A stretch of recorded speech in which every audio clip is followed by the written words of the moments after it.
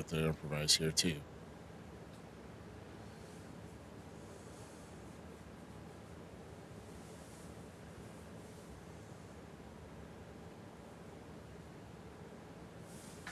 All right, you guys be silent while I try to get this done, okay? Let's see.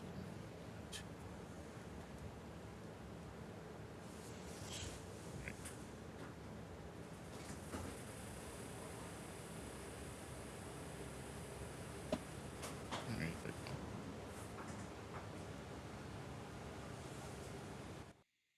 All right, good evening, one and all. Welcome to the big show before the big event we're having this weekend at SICW Wrestling Fan Fest 4.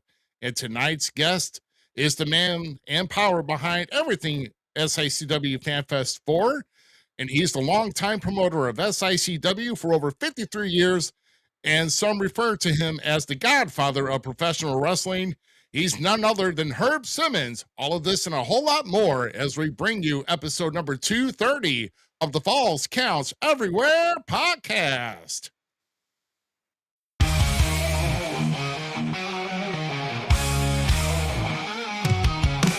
Welcome to the show. Buckle up tight. Rough cut Rick Ruby in the spotlight. Shout City Mouth Smith breaking it down. Best wrestlers podcast in this town. Blood and sweat in every word. Echoes of the ring haven't you heard? Wrestling tales, raw and true. Podcasts alive, bringing it to you. Mr. G2 bringing the style. Austin Cage making the fans go wild. Cutting deep into the heart of the fight. Best wrestlers podcast, burning bright. Blood and sweat in every word. Echoes of the ring haven't you heard? Wrestling tales, raw and true. Podcasts alive, bringing it to you.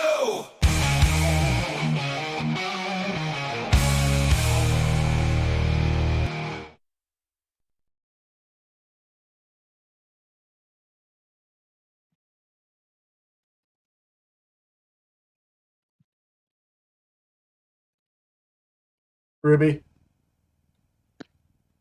your mic. Ruby, your mic. Ruby, your mic. Okay, yeah, I forgot I had to mute myself There you go. from Yep. everything else. So, you know what? I probably had my microphone muted. No, I didn't. So take two. There you go. Do it again. All right, yeah. Well, it's all dead for. I mean, the hype's gone now. It's like, you know. The hype's still No, there. we can turn bro. the Here, light. We here, can turn the come lights back on. There you go. No, I'm good, man. No. Go away. No. I Do mean, the already do the got horn. walk Do out. the horn. If Never you mind. insist, Just go. I'll leave. Just stop. I'm going to get up and leave. Screw this. I am. You can't even Yeah. say it, though. Read the tags. Well, don't read the tags. So, I am Rough Cut Rick Ruby here on the top left. Of course, the Gem City Mouse, Zmiz. To my right, below him is GQ, and of course, the one remaining and the one and only, but who's below me is the Dirty Heel, Austin Cage. We're here to have a little fun here tonight, and a lot of craziness going on. Of course, we've had a crazy week, but probably not as crazy as the past month that this guy has had, and our guest coming on here in a couple minutes. But I'm sure everybody's had a great, very anything to cap off this week that's been crazy with me. I was able to retain my ACW Tag Team Championship. That's right there. And so Party Town keep on ruling the streets in the tag team division in ACW. What's new And on they your got a good side theme, there, too. Austin Cage? Well, had to rent a big dumpster. We're pretty much clearing out a bunch of old crap we don't need. We're considering moving and everything. We've been looking at houses and stuff. So, other than that, nothing. I was gonna say you can't take care of one dumpster with the whole town of Evansville. Ooh, boom, boom, ching. Well, we consider where you come from. They all sleep together, so you know. Zmiz, you've been having some fun times here, like field trips with one of the kids. You're enjoying the dad life, man. So how are things going on with you? I'm pretty dang good. You are right. I was in Springfield, Illinois, just Friday with my daughter Mia for going to the Lincoln Museum there in the library and whatnot. Had a good old time down there. We had so much fun. And then today we went and rocked out at the park and hung out and had a good old time and played soccer, played tag. And if you didn't see on my social medias, you saw my son ride my back down one of the slides. It was a There good you old go. time. It was a good There old you time. go. Bringing it back old school, man. The way we need to keep it, the way that we need to. So, GQ, how's that mansion in Hollywood, South Dakota? There's a Hollywood everywhere, and I'm sure you got one there too. Down in the Black Hills. Well, and Hollywood, Texas, Hollywood, California. Those are the only two Hollywood, Hollywoods usually work in. So, you know. Well, no, I don't go to Indiana. I'm sorry. No, I do not go to He's hanging Indiana. out in Hollywood. Hollywood. Oh, there's only one Hollywood that I know of, anyway. She'll smack the taste out of your mouth too. That's right. That was exactly smack the taste out of your mouth too. Because Haley J don't play. No, she don't. No, she don't. No boy. Yeah. I watched that slap fight too that she was on, bro. Yeah, she will pop you one, boy. That ain't no lie. That's all real, man. I'll tell you what Jackson might. That girl has talent, though. She has extreme talent. I'll Hey, give that 100%. I like her. I'm Yeah. sold. But she's almost thinking that. I mean, she likes wrestling and all, but this is really kind of down her alley. She says she's almost going to give Power Slap more attention, apparently. So She was talking something about that with one of the guests at FanFest, Mr. Al Snow. Actually, they were talking about it on one of her posts. I think it was. Mm-hmm. Yeah. So like her channel on Facebook and Instagram, she's been picking up on her activity and been talking a lot about it too. So yeah, just yeah. So I mean that's pretty cool. That's pretty cool, man. Well, I know I tease you, but for real, GQ, how's your week been? I know you've been kind of busy as well. No, it's been, just hanging and banging, wheeling and dealing, chick stealing, avoiding pancake houses and everything. So I'm good. That's a lie. Got him. There's a previous conversation off the air, but got him. Okay. If it's inside, that's all I need to know. So that's it's staying inside. That's okay. I'll pepper card you before you even say it, Z. And no flapjacks were hurt during the making of this video. Damn. Oh man.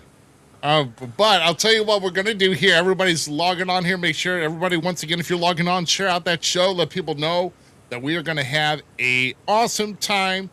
This is the weekend before we're having the big weekend here. Once again, this is for SICW FanFest 4. As I said before, I think this guest our guest tonight has been been the most repeated guest that we've had on our show, if I'm understood that correctly.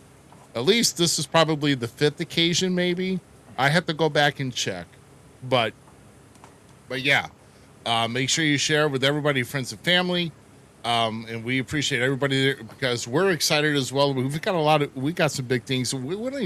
Some things we don't even know what we're going to happen with FanFest with us personally, but we're always looking for the surprises. We're always looking for people to stop by and everything else. We'll get into that. But most importantly, let's go ahead and welcome in our guest here for tonight. Of course, once again, the longtime promoter of Southern Illinois Championship Wrestling, started back in 1973 and has been on the helm since over 53 years. I personally refer to him as the Godfather. I know there's some other internal groups that refer to him as the Godfather of not just the Midwest, but just the professional wrestling itself, with all the names he's brought in and everything he's done for the area of St. Louis wrestling, even working with the late great Larry Matisick and wrestling at the Chase. List goes on, and he's actually going to be getting his rightful place in the anarchs of St. Louis wrestling, in my humble opinion. So without further ado, let's bring on the man himself, the one and only Herb Simmons, everybody. All right, Herb, how you doing, sir? Hey, good evening. You know, thank you guys. I appreciate that. I appreciate the invite back. And before we get started, I just want to thank you guys because if my old memory serves me right, for each of these 4 fan fests that we put together, you guys have been the first crew that has signed on as a vendor with your podcast, and I can't tell you how much I've appreciated that. I mean, I don't think the ink was dry on my contract with the hotel that Ruby wasn't calling me and texting me, "Hey, we're in, we're on it," and then Alan from IEW. I mean, so I want to just thank you guys while we're out here before we get started, because it takes a team effort. It's this isn't just one person doing this. Yeah, I tell you, I mean, it's not like we're trying to set a record or anything, but I mean, but we know how big that these things. I mean, and like I said, it's just almost it's like you start with a little snowball on top of the hill, and then you just let it roll, and then it just seems to like get larger as it goes on, and that's definitely the true metaphor when it comes to the SICW Fan Fest 4 that's coming up once again this weekend, Fairview Heights, Illinois, Friday, May 8th, Saturday, May 9th, and we're going to get those itineraries up here in just a little bit here. But no, I'll tell you what, it's like you've been working tooth and nail, and we're going to get into a lot of aspects of this Fan Fest here. I know you said that this past month has been kind of driving you out of your mind, and like I said, when it comes down to crunch time, when it's almost here, and it's like, because I mean, I can literally blink, and it's like we were just talking about it like maybe like 3 months ago. We're like, oh, it's going to come up, and next thing you know, you'd never know. It's like here, so You guys know what I'm talking about. It's the last minute, and I see my son's on here tonight tuning in, and he's right. I didn't listen to him because this all got put together in less than 2 weeks, and he said, "Dad," he said, you said last year we weren't, and then when you decided at the last moment you was going to keep it small, 10, 12 guys, and when I say this thing grabbed legs and took off, it didn't take off walking, it took off running. yeah. That's a fact. 64, right? 64? If you count everybody and the special guests, it may even be higher than that. I mean, just this week we've added Greg, the Hammer Valentine, and Jimmy Hart. Just when I thought I was done. So I mean, and one of the problems I have is I don't have the heart to tell some of these guys know that I'm full, because I was always taught you treat the boys right and they'll treat you right. And boy, I tell you, I think this is another one of those proving stones that, when you look at the list of names that's coming in, if you're a wrestling fan, Big Texan, I was with him today, had a great time spending the whole day with him. And he said it best. We was on doing a radio show, and there's something for every era of wrestling on this list. If you want some of the new NWA, we got Brian Idol, Natalia is coming in, and just all the way back, the Johnny Rods, who's 86 years old, is going to be inducted in that Hall of Fame. So I think we did a good job of bringing a variety for everybody.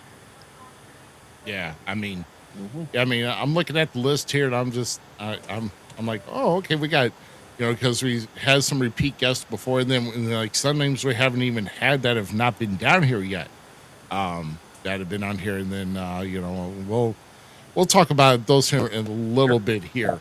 What I wanted to kick off here, cleared my schedule for tonight, so I'm if you want to stay all night, I'm ready. I mean, I could be all night here. I mean, for as long as I've been going today. I mean, I've been in and out today because I don't know. It's just, but now it seems like I'm resting for this evening, and now it's going to take me a while to get settled down. But and I believe Herb is the record holder for the longest shows of ours, ain't it? Oh yeah. Oh yeah, he holds that record too. Yeah. Well, Dave, Rick, I just want to clear. You referred to me as a Godfather. I don't feel that, but our good friend is the one who coined that name several years ago, Searcher. Oh yeah, and he. I was going to cuss him out when he did it, but he's such a great guy. I'll let him have a good time, and but I really respect Searcher for what he's in the business, and but there's so many other great promoters out there from all over the country. I've got to meet so many of them through the Cauliflower Alley Club, and knowing Pat and people like Jason Jones and Scotty Z here locally, Alan, so I mean, and Zmiz and I have talked about this more times than probably the law should allow, but putting all the soups together, all the nuts and bolts, boy, it would be so great. And I used to have, that was my dream, that was my vision, but and it's been spoiled so many times I've kind of gave up on it. But then when I get a resurge from a guy like Z, it kind of lights the fire again. That warms my heart, sir. I just want to see it. I just want to see wrestling healthy again, all around, from top to bottom. I don't care where it is, where it's from, what is it. Like, there's ways to enjoy it no matter what, and no matter what happens to guys at one promotion to another promotion, there's always another promotion to work, as long as you keep your word clean and keep your hands clean and do the job. I don't see why we can't have a healthy community in professional wrestling. Amen. There you go. Right, exactly. One thing I want to do here is, before we get more into to the Fan Fest, there was, and if we're talking about St. Louis wrestling, there was some news that came down the pike today. Because we're just going to start real quick, because we want to pay respects, and it's an unfortunate, sad note. As news broke out today that one of the area's greatest wrestling managers around the St. Louis area, Roger Bailey, referred to known as Big Daddy, had passed away. If you could reflect on his impact that he's had in the area, of course, around Broadway, and of course he's worked in other areas around the Midwest, in St. Louis wrestling. And what do you remember best about his friendship that you two had? Roger was one of a kind. And I'll take you back to 2007 when I had my weight loss surgery done. He was the gentleman who was instrumental of me having that done. At that time, I weighed 500 pounds. And Roger was a big man himself, and he had went through the weight loss surgery. And so he actually walked me through that step by step. And if that wasn't enough, and I've told some people this afternoon, because when the news broke and I talked to his wife, Jim Harris texted me first and told me about it, and he had heard a rumor. He didn't know if it was true or not.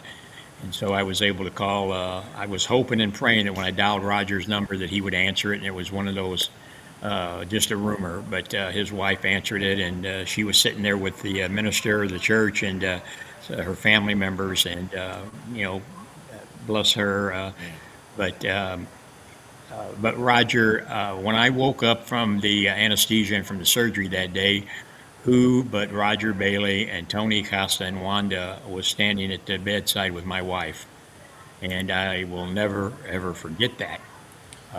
But Roger done so much for South Broadway Athletic Club, for the TV show that he had, him and Pete Parisi and the Big Assassin. I talked to the Assassin today, and I talked to Ron Powers and Danny Boy. Those are all guys that I left a message for Gary Jackson, and I haven't heard back from him, so I'm hoping he got the word. Those were the crew that was with me from early on, the get-go. And even just recently, a few years ago, we had Roger adorn the outfits again and came in and did another manager routine for us. And but to say with what the impact he had on St. Louis wrestling is unmeasurable, because his name will live on as one of the all-time greats. The feuds that we had with him and Bruiser Brody and Killer Tim Brooks. I wrote that on a post today. Somebody had written at the Belle Claire Fairgrounds back in 1986, 87 it was. We had a show on the racetrack, and Brody was against Killer Tim Brooks, and Daddy was managing Brooks. And at the end, of course, you know how a match like that ends up, wild, brawly. And at the end, Brody got a hold of him and tore his white pants off of him, and there's a pair of flowered shorts with the two biggest red hearts on the cheeks of his rear that you'd ever seen. And of course, he's facing the fans, and of course, everybody just erupts, But another time was at the Sunday morning athletic club over off of 55 in Loughborough, when had Ron Powers, and the assassin was there, and Joe, and Daddy was actually in the tag match that night against Powers and Brody, and they get outside the ring, and Big Daddy hits the exit door, and it was the funniest thing I ever saw. Frank's on his tail, and I'll never forget, they chased him all the way down the driveway, out around the tree at the end of the driveway on the Loughborough Avenue, and back in. Daddy is running, and he's trying to run, I should say, and Brody's trying to walk fast. And Daddy told me later on that night, he said, man, he said, I was trying to get away from him, and all I could hear him say was, keep going, don't stop. And then they come back in the building to get in the ring. And so it was just moments like that Big Daddy had such a mind for the business also. It's going to be really greatly missed. Yeah. I think I remember seeing him maybe one time, maybe twice. I mean, because like I said, even back in those days, I was still coming up in grade school, middle school, and all that. I mean, I know I'm aging myself too, and of course, I'll have my crew to kind of remind me how old I am, and love them for it. But yeah, it's I mean, Big Daddy had his style on his own, and I remember. I mean, with flashing, I know. I believe wasn't Dump Truck one of his? Dump Truck Dave Perry. Yeah. Yep. Another Yeah, I great know guy. Insane Hussein. It was he had a Giant stage- Assassin too, right? Well, Giant Assassin. yeah, that's who I said. I talked to Giant Assassin today, and he's going through some health issues. Oh man. I asked my wife today, you're not supposed to ask why, but it's hard. Here's guys that I have worked with and been around all these years, and they're all leaving me, and that's it's hard to understand. Yeah. Yeah. Like you said. Well, from a manager point of view, hold on, Ruby. From a manager point of view, if there wasn't Big Daddy, there would have been no Butch Fletcher, no Al Stevens, no Mr. Big. I mean, he was the standard, and the stuff that he did, like on the TV show they had with Parisi and everything, he was the standard alone that everybody. He became a rock star in the area alone just because everybody knew him. Everybody knew of him and everything like that. I mean, and everybody wanted to strive to be that great of a manager whenever they were getting involved in the business at that point, at the level of it, so it's definitely hard to hear that. I mean, for many years, a lot of people didn't even know what he did for a living. They just thought he was in the wrestling, but he was actually a hairstylist. I heard about that just earlier today with Mr. Big and everything. He was telling me that one, and it's like, I would not have pictured that either. I mean, yeah, had a very lucrative hairstyling business, and been taking care of his wife for many years now. She's been, like I said, real unhealthy herself, but I was glad to talk to Darla today, and so they've got the arrangements made for Thursday night out in Rock Hill, and even though my schedule is tight, I will definitely be there. That's awesome. I mean, that's awesome. At least getting away to pay tribute. That's all he's done, and like I said, may his soul rest. And like I said, I know what when we see all the people we worked with, throughout the years, especially in this industry and then some of the past. It's the best thing you can do is just remember the best about him, and then just take the blessing that you're still here to keep sharing the knowledge and keeping making more memories for the fans, as long as you're in the business. And that's the best way. I believe a good, healthy way to approach that. Well, and there's no doubt in my mind that had he not talked with me back in 2007, that I wouldn't have been here today. I mean, but he gave me some longevity in my life by talking me into doing that. Yeah, but yeah, I mean, so it's good to know that you've got people that in this business that have actually had impacts and positive impacts to help you carry through, and I'm sure you're very thankful for that. And but definitely God rest his soul, and and just like I said, long live. I mean, at least he was inducted into the Independent St. Louis Wrestling Hall of Fame in 2019. Hmm. So, very good honor, well deserved honor in that. So, There's one thing I know for sure. He would say right now, the show must go on, and that was his mentality about the business. In 1988, when Bruiser Brody got murdered, he got out of it. He's the only guy that I can remember with my old mind that once he said, "I'm out of it, I'm out of it," except for when Herb Simmons called me, and he got back in for a short time with us, but that was just out of respect. But same way with the Assassin. Assassin's never put a pair of tights back on since then. oh man, They were no. so close with him. Yeah, I know. Man, like I said,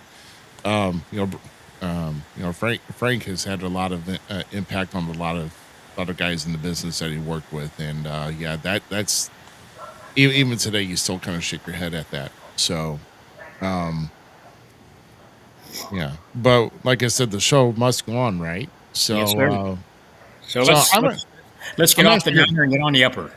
Yeah, yeah. So let's go and get to an upper here. I'm actually going to throw it to GQ here to throw out our next question here at you, Herb, and then we'll just continue from there. Sure. So I know beforehand you had did like a couple of smaller like meet and greets and everything, like the Halloween spectacular one or spectacular one you did, the one where you had like Tim Brooks and Ron Garvin in. So before the Fan Fest was ever developed as it became now, could you tell us like about the people who pitched the idea to you, their points of persuasion to have it, and the process on what made you decide to throw the first one back in 2022? Yeah, we had one back, and I think it was 2012. Nothing of this magnitude, even though we had a lot of legends in. It was out at the St. Charles Convention Center, and for those of you who are old enough to remember the name Colonel Buck Robley, had approached Hmm. Larry Matisek and I on that one, and we were kind of the front people for that because they needed somebody locally that knew the business, and they had a gentleman, a money man that was a true blue Road Warrior fan, and he wanted to have a show, and he was something that I've heard many times in this business. They're going to set the world on fire. They're going to take this thing and go all over the country with it. And he wanted to do it in St. Louis. So Larry and I jumped in and did it. And but we had 22 legends in on that one, but there was no Hall of Fame. There was no wrestling. It was we had a ring set up over there. Tim Miller, who used to be with South Broadway Athletic Club, his ring. And it was set up for the whole weekend, but they used it for more of a photo op. But Bill Apter was there doing promos. A lot of the guys, we bring in from day to day. Jimmy Snuka was there, Greg Gagne, you name it, everybody. And of course, the Laurinaitis football player was there, and they were trying on the shoulder pads, and but it was nothing like we've been doing here with everything that's all rolled into one package. So when this came about, several people, the Jerry Briscoes of the world and people like that, when we've been in Iowa or been out in Vegas talking about, why haven't you ever done one in the St. Louis area? And I said, well, that's a good question. One, I probably didn't have guts to do it because it takes a lot to do it. It's a logistical nightmare. But I did. And then Nick Rednar, who you all know from Pro Wrestling Shirt Shop, I mentioned to him one day we were together, and yeah, why don't we do it? He's really active with the St. Louis Wrestling Hall of Fame, and so Nick has been a big help for all four of these. And I was with him this last week, and he's getting plaques ordered for the Hall of Fame, and so it just kind of grew from there. And then the more I got to thinking about it, and I reached out to a few people, and I only had to reach out to a few, and then all of a sudden my phone starts ringing from legends that I call them, saying, "Hey, if you're in on this, we're in." And that's kind of how it mushroomed from there. We did the Spooktacular up there in Belleville, and that was great. I think that's, if my memory strikes me right, I think that's where I first met Zmiz at. Him and Yes, his sir. family, his lovely family, and so it just kind of grew from there. And now we're at FanFest 4, and it's it's been an adventure to say the least.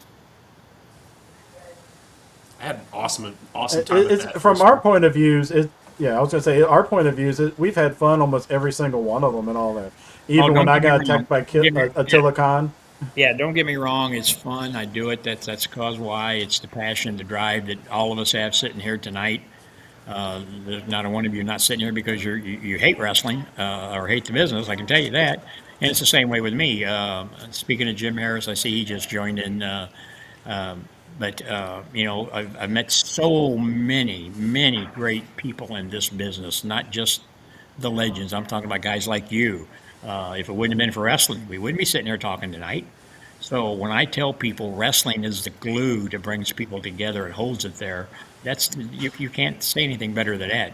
Jim Harris, people like that. I mean, my relationship with Tony Costa, all the roads, miles that him and I had the river to the highway, those type of relationships you can't buy. It was brought together by wrestling, and gosh, I mean, you've heard me tell the famous thing that Larry Mattisek got asked, and we got it from Gene Kaniski actually. You know, if you have any regrets, and the only regret we would have is that we can't go back and do it all over again, and that's a true thing. You know. Yeah, absolutely. No, I agree. Um, Yeah.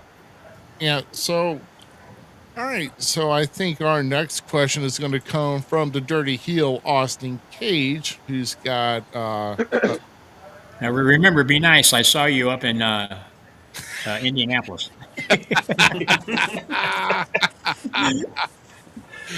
Guilty. Were you being ornery up there? No, Austin? he was great guy.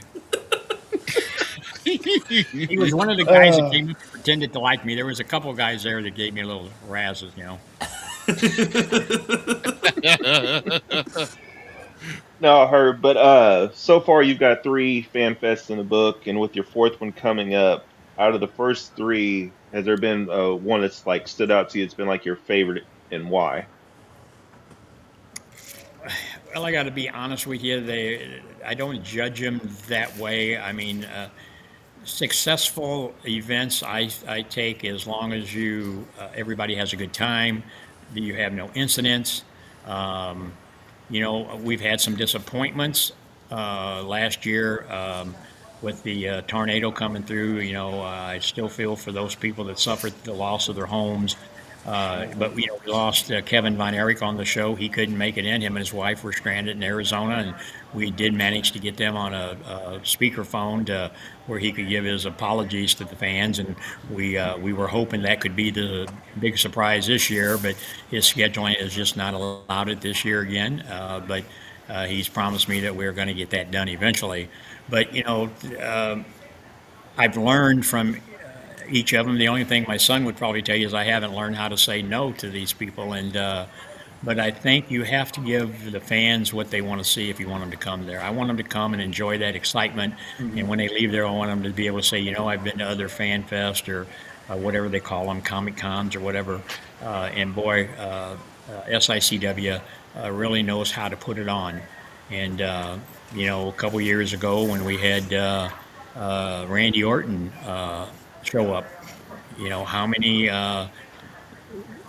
groups of ours on our level can say you had probably the top guy out in the business today, the Viper, get inside of your ring. And so, I mean, it's moments like that are memory keepers. And yes. Time out on that, but he wasn't even the one that stole the show. It was his brother that stole the show with a great roast of his dad and his brother. Matter of fact, it just came over my memories of one of his things I posted to We Talk Wrestling. Nathan was spot on. You should do a comedy show with him for one night. Here's the story. I wanted him to come in for this. I just talked to him today, in fact. He's looking for the tape for their induction speech for their dad, so we're putting that together for him. But I wanted Nathan to come in, and he's not doing a lot. He's got a full-time job now. But you're right. He stole the show. He stole the show when he jumped over the top rope. I mean, I thought, holy cow. Yeah. I was standing there and asked Randy, I said, hey, did the old man teach him that? And he laughed. He said, have you ever seen the old man jump over the rope? I said, no, you're right.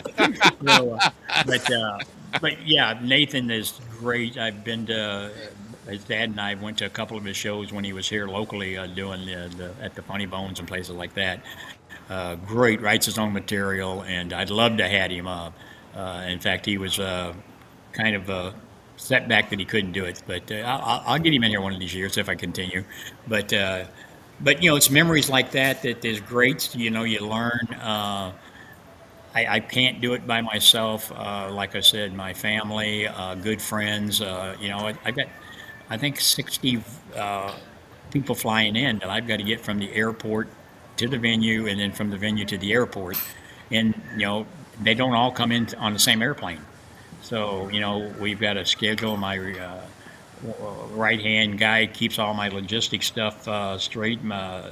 Brian Whitaker and my son Jason will make sure that the venue is all set up. But and these are the type of people, when they're at the airport, they don't want to hang around, because why? They're getting bombarded usually. So we're on the phone. Hey, when you're on the ground, when you're on the tarmac, hey, when we're coming through the terminal, hey, we're going to be at gate such and such. Because I've been there and I've seen people, hey, you're Jimmy Hart, hey, you're so and so, let me get an autograph. So we try to get there and get them in the car, and even though they're like us, common people, they still have that star power.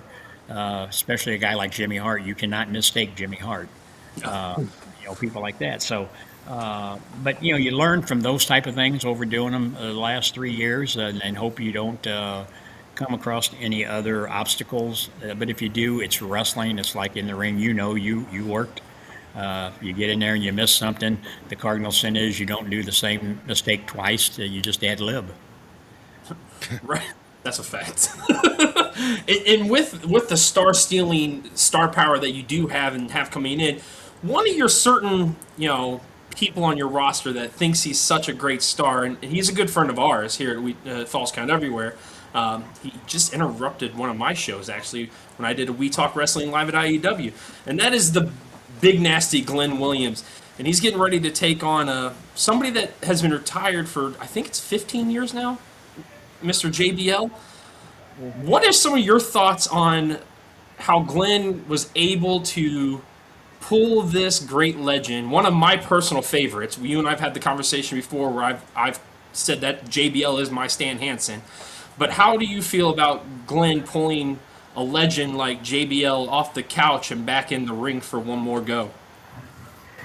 Well, first of all, I think, I apologize that, Glenn is a friend of yours.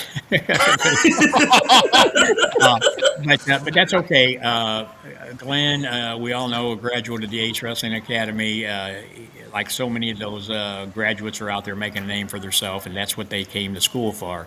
And when you've been taught by the likes of Cowboy Bob Orton Jr. and the Big Texan and the Sean Vincents and the Gary Jacksons and the Attila Khans, those are names to be putting on your resume. Because they've been around so long. Some people say, well, yeah, that just makes them old. But yeah, but that's old. With old usually comes experience and knowledge, and they have never backed away from sharing that with these young people. And so Glenn he has taken it to a higher level. We talk about Brandon Beretta, all he's doing out there. He's another one, grabbed it and took it. But Glenn is... He believes in himself. He believes in the business, and he's got the gift of gab. Even though a lot of it is BS, he likes to make everybody believe he's the one that's got JBL off the couch. But in all reality, it was Teddy Long who got tired of hearing. And you may say it was a psychological attack by Glenn on Teddy and Mac Davis by poking the bear, as Mac Davis called it. And Teddy kind of got fed up with it, and they end up out in Vegas. And he said, hey, John, have you been keeping up with this guy, Herb Scott, calling you out? And so that's how that deal was made. So on one hand, I'm happy Glenn did it. On the other hand, I'm so sad for him. Well, yeah, he kept doing all those nasty burns on Instagram and on the nasty talk via SICW All-Star, and it really set the wrestling world afire. And now one of the greats, a great lariat, coming out of the retirement to... I have a fear that Glenn's going to get his head knocked off, and I hate saying that.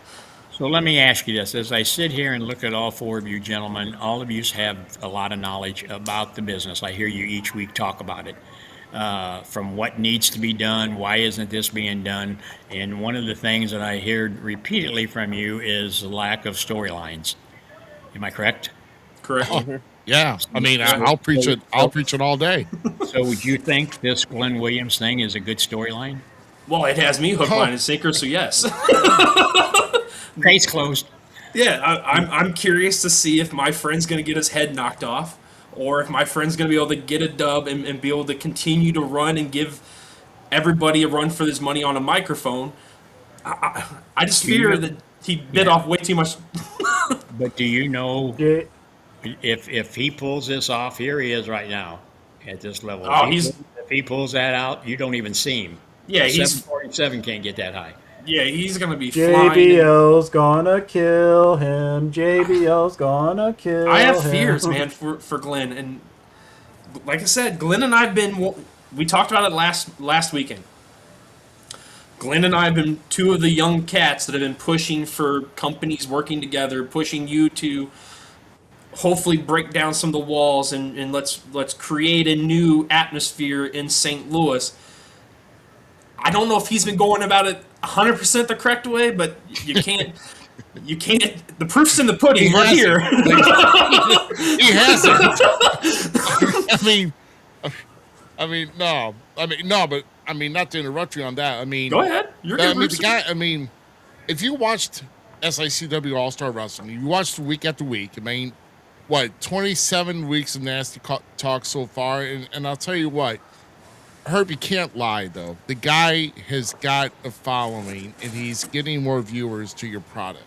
You can't lie about that. Well, I mean, Right? Well, I didn't say I'm dumb. Okay, touche. The guy has. And for everybody that's come in, he's been firing shots at him. Hell, he even did a list of nasty burns on us last week. So I know. I know. Yeah, he's a good student, and I'll say this: if there were more of these young people out there that had his mentality, boy, this business would be hotter than it is right now. Oh my God! My only fear is, and I've seen it before over the years, and Sam Muchnick always said it's like a roller coaster. Wrestling is a up and down business, and right now my concern is we're up here. And what happens when you reach the top of a roller coaster? You got to come down. Yeah. So we got to ride it while we can. But that's why you got to be on that part on that chain where it keeps pulling you up that mountain. Sometimes that second hill's way more fun than the climb up. Yeah. Well, and I'm gonna tell you, a guy like Glenn Williams, Brandon Bretta, Joey Vanetti, Lilith Kahn, people like that are taking advantage of that. They're listening, and that's what some people lack nowadays is they don't want to listen to a few of the people that have some experience about it, which that they're entitled to not do that. But the ones who are listening are the ones who you'll see getting their names out there the right way.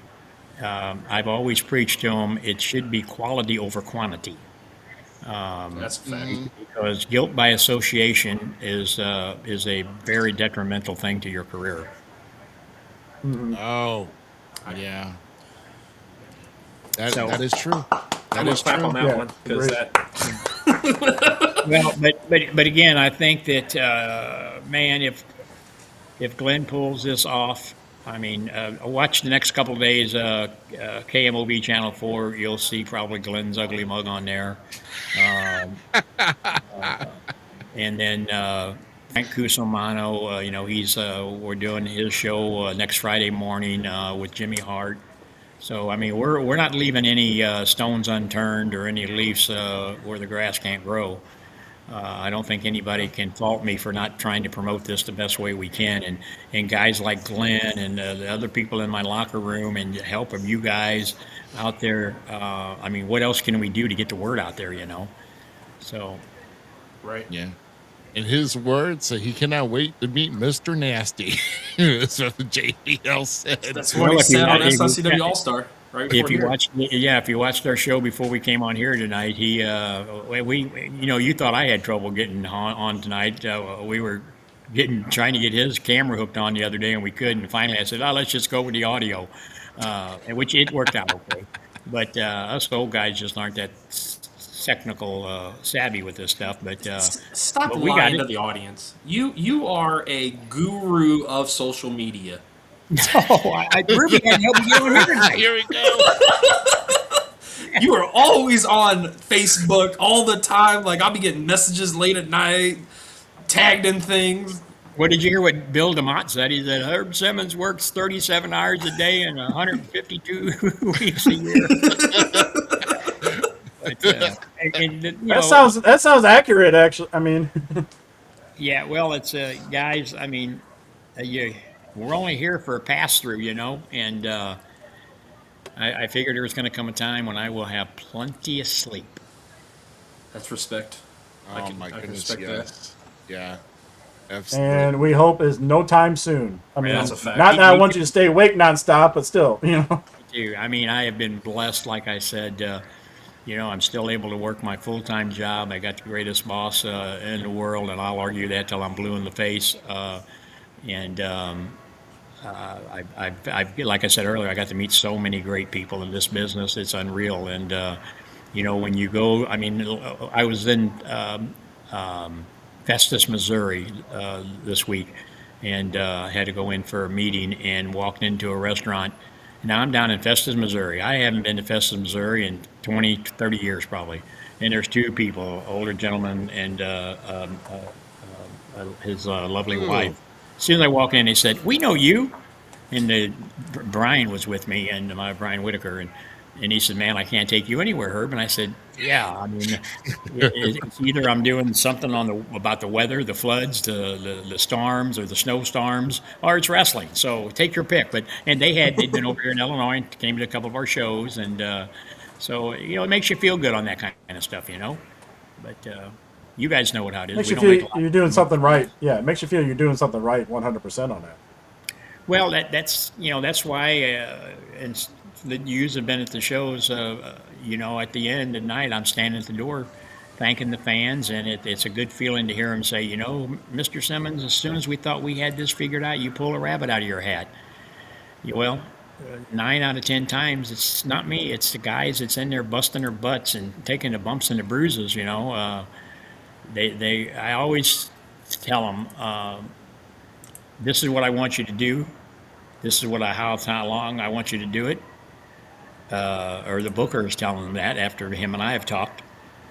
It's like I said, if you, Tim, you and Ruby are doing a match, I want you to be in Chicago and I want you to be there at this time during this match. I don't care how you get there, as long as it's good entertainment. That's all I ask for. I'm not in there telling you, "Hey, do this, do that." And my booker don't. A legitimate organization that's got a booker the promoter lets the booker run the locker room, and I think that's why we had the locker room that we have. No drama. Everybody goes out there and busts their butt, and that's why the fans keep coming back. Yeah. And don't you love it when you leave the fans guessing or just kind of wondering like, "Oh, you didn't see that coming." Well, hello, welcome to the world of professional wrestling. Well, yeah, I saw a post. I saw a post on here earlier from Freddie, the referee, and I've said it. He quoted me. Wrestling fans do not sleep. After a show that I have, I'm telling you, 3, 4, 5 o'clock in the morning, I've got them DMing me. "Hey, what about this? Why don't you put this match together? Why don't you do this with so and so?" So I've said, wrestling fans are like me; they don't sleep. Yeah. Yeah. So And what I will say about the SICW fan base, even when I'm coming by just to watch the show, and just on a few times, so from the outside perspective, always coming up to me and greeting me and talking to me. I love it. I love it, and they're always asking questions, and I'm giving them answers. So we'll leave it at that. But Well, that's what we're there for. We're there Yeah. for the fans. We're there to make them. I say it again. It's for 2.5 hours. I want you to forget about everything. I don't want you to worry about the price of gas, which that's hard to do because you got to go back and think about it after the 2.5 hours is over with. But I want you to sit there and boo the bad guys and cheer the good, whatever, and you know, and have a great time because there's so much other stuff to worry about. And let's let wrestling be that stress reliever. All except for when it's big nasty, all I can do is laugh. But you know, that's just Yeah, he did some nasty burns on you. Whoever wrote that for him is pretty smart. it wasn't me. I'll tell you that was not me. No, he writes his own stuff. I can tell you that. The traffic cone was the best. Yeah. I'm I sorry. wasn't going to say that. Believe me. I'm sorry. In our group chat, I happened to be scrolling through like toys and stuff, right?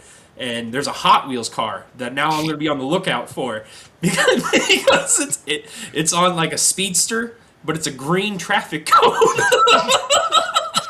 on the speedster. Alan's on here said, hopefully soon I can stand at the door. Alan, you just got to do that, and it will pay dividends to you if you do that, sir. You're moving in the right direction, and one step at a time, and trust me, it will work. And when you do that, you'll see dividends being paid to you. Soon he will have that little henchman that's sleeping right across the way from me to do that. He's been teaching my son how to run the board and the lights and the sounds, so that he can be our sound guy, basically. I saw him there, and Yeah. I think that's a smart move. And like I said, I've been excited about what you guys at IEW's got going on over there, and I'm glad I've been able to make a couple of those shows, and hopefully I can come back. And I can't say enough about the group that's come over here, other than they cheat a lot, and that's a story for another day. And That's fair. But it's wrestling. You got to have cheating, right? And it's only cheating if you get caught. There you go. right. Exactly. So let's start going through the weekend festivities, and it all kicks off on Friday night with Mick Foley's one-man show with the meet and greet afterwards. Plus, he was also honored at the last Cauliflower Alley Club reunion, and they have they inaugurated a new award in his honor, which is the Mick Foley Philanthropy Award, and will now be presented annually to a member of the wrestling community who has gone above and beyond in supporting CAC's mission. Could you elaborate in your own words on what Mick has contributed in the wrestling business? Oh my gosh. He is another one that is just jumped in and started helping the Cauliflower Alley Club. You guys are all familiar with that, and you all know it's a organization that's close to my heart because I have literally been involved with them, helping so many different people that's fallen on hard times. And you've heard me say before, Rick, you and I've talked about it. I know if you're a worker in this business, or if you're an announcer or a part of the ring crew, as long as you're a part of that organization in some form or fashion, you should be a member of the Cauliflower Alley. I consider it like the Aflac. It's kind of like a insurance policy when you need it. And Dr. Drew Ebenhouse, who we all know, just became a lifetime member. Dr. Drew, yes. Yes, a guy that the voice of St. Louis wrestling filled those shoes of Sam Muchnick. Larry Matisek with a lot of practice, but he's accomplished that. He's actually fitting in those shoes now. But so Mick has just jumped on board. He's helping with some fundraisers. He's donated quite a bit of his own funds to go towards it. And like I said, I couldn't be more happier for him. Last year when he got that recognition out there, and then when I got mine, when I walked up to the stage, he was standing up, and I shook his hand and told him how much Bruiser Brody had thought about him, and that really made him feel good. So I kind of think that's what's made him. The interesting story about how I got Mick Foley this year was I was eating lunch one afternoon with Brian Whitaker at our day job, and we were talking about the Fan Fest, and he said, "Boss, we got to have a hook. Every year we got to have that hook." And I said, "Well, who are you thinking?" And he said, Mick Foley was always his favorite growing up. And so he mentioned Mick. He said, you guys were in Vegas together. You talked to him. I said, yeah, I know, but his schedule is so tough. We got back to the office. It wasn't 15 minutes later, I get a text message from Barbara Goodish saying, I just had lunch with Mick Foley. Can you call me? So I called her, and she said, hey, I talked to Mick. He was down here in Florida. He really wants to come in this year. Can you call him? I said, give me a second to think about that, And so I called him. But that's how that came about. You talk about the stars being aligned. And then it was only supposed to be he was going to come in and do the one-man show that Friday evening. And then here a few weeks back, he called me and said, hey, look, I got some things rearranged, and I can stay Saturday if you want me. You need me to stay? I said, give me a second to think about it, So, yeah, so he'll be there Friday and Saturday. It was like the Jimmy Hart deal. I had originally reached out to Jimmy. He wasn't available. He had another booking. He called me last week and said, hey, when he saw we were doing the Hulk Hogan tribute, there's no secret how close he was to the Hulk. Now he's coming in to be part of that. So that's what I mean by guys stepping up to the plate and wanting to make this thing a big success. So I can't, but Mick is what he does for the business. And look at his body, what he's put his body through for this business. And to still be able to go out there now and give back and help things out. And if I had a hat on, I'd take it off to him. And I'm going on record 100% right now as somebody that has sat through that show of Mick Foley's. If you're not there May 8th, you are going to miss something super, super special. I promise you guys all that. Both days are going to be amazing. But Mick's one-man show, stupendous. Stupendous show. Well, and he had one stipulation that he waited until after it was over with because he knew it wasn't going to be a problem. That was he asked if Barbara Goodish could be part of it with him. That's how much he thought about Frank Goodish. And that's awesome. So I didn't even have to ask Barbara. I can speak for her. She'll tell you that. So Barbara Goodish will be there in the ring with him when he's doing his one-man show, and they'll have fun. We're going to have fun, and those who have purchased his meet and greet tickets, they'll be hustled off into a private room to get their photos and autographs with him and spend a few minutes, and then he'll be back Saturday. Wow. Yeah, and what a way to kick off the weekend. Knowing that Zmiz here, I actually had some conversation time with him too up in Keokuk, Iowa. After he saw his one-man show. So I would love to show him that video again and be like this, because it's still in my phone to this day. Like, it's a memory of mine that I'm going to hold very dearly. I'm rocking an LWO shirt. He called me out in the crowd when he was doing so at the end of the show he did like a Q&A session thing, and he pointed me out right away. Like, he knows he's legit. Like, because I had the old school LOW shirt. I'm talking WCW LOW. So yeah, him and I talked about Zelina Vega. I made fun of the Hardys in front of him. But we had a great time. I stayed a little bit later and got to sit down and have a good conversation with him, so it was worth everything. Hey guys, Big Texan just joined in here with us. Like I said, I got to spend quite a bit of time with him today.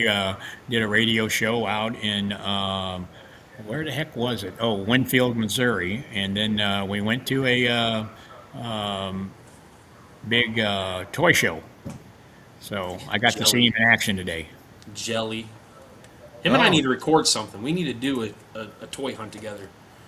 Yeah, that would be cool. Yeah. So thanks Tex for joining in. He's the sheriff of SICW now. He's got a big match coming up on that Fan Fest going against Neil Koloff. And I just was informed that probably Nikita Koloff and Vladimir is going to be at ringside with Neil. Oh my goodness! So wow. You never know what's going to happen there. Oh my God! Yeah, we got a Koloff trio in the corner. I don't know. I mean, seems like Tex can fit him, because that'll be interesting. That his monster lariat versus a Russian sickle. That's something. Yeah. What's going to prevail there? So I agree. So what toy did you get, Herb? Real quick. Did you get I a toy didn't, for yourself? I didn't get any toys, but I will show you what I got here if you can see this. Dory, right? Or is it? Oh, Oh, it's it's John Wayne. Yeah, it's Oh. John Wayne. Now there's I was only going to one. say, damn, There's even I knew that one. Actually, no, I didn't get one. I got two. Okay. Nice. Those are actually really cool. No, I've got just as much the Duke's collectibles as I do wrestling. So, and then I got some old magazines dating back to the 60s and 70s. Nice. Yeah.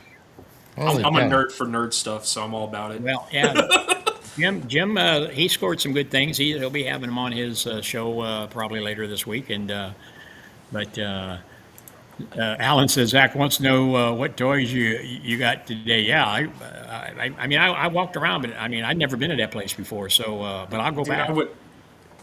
Austin was sending me pictures of him toy hunting or at a toy store today too. Like, I would love if Quincy had more toy store stuff. I have Walmart and Target. That's it. And it's you got to know local buyers and sellers up here.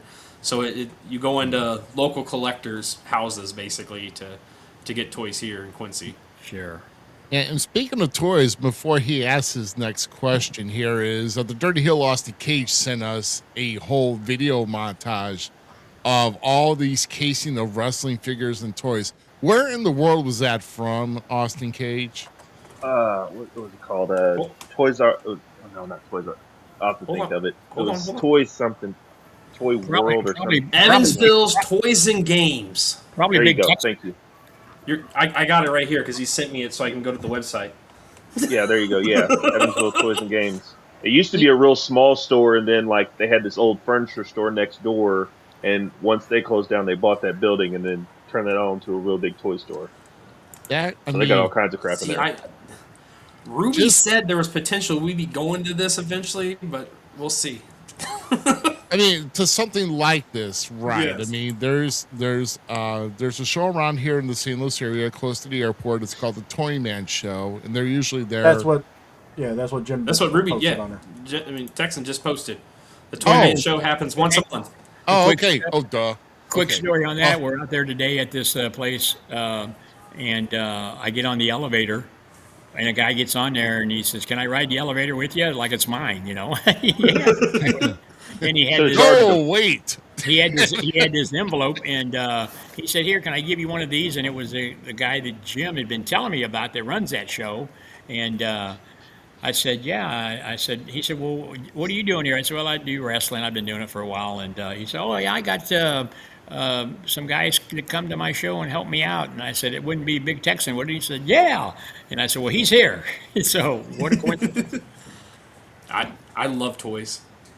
Oh my gosh. Man. Well, that's awesome. You'd be in heaven at the Toy Man Show. I the few times I've been in St. Louis and all that, I've been to that. And, I would physically have to give my wife my wallet and then just be like, Yep. "Don't give me the money." The main thing I wanted to buy was those old wrestling buddies. So they had Macho Man, Big Boss Man, and Yes. Yes. who else Hey, was it? Ted I have- DiBiase. I have an LJN collection because of FanFest. Dang it!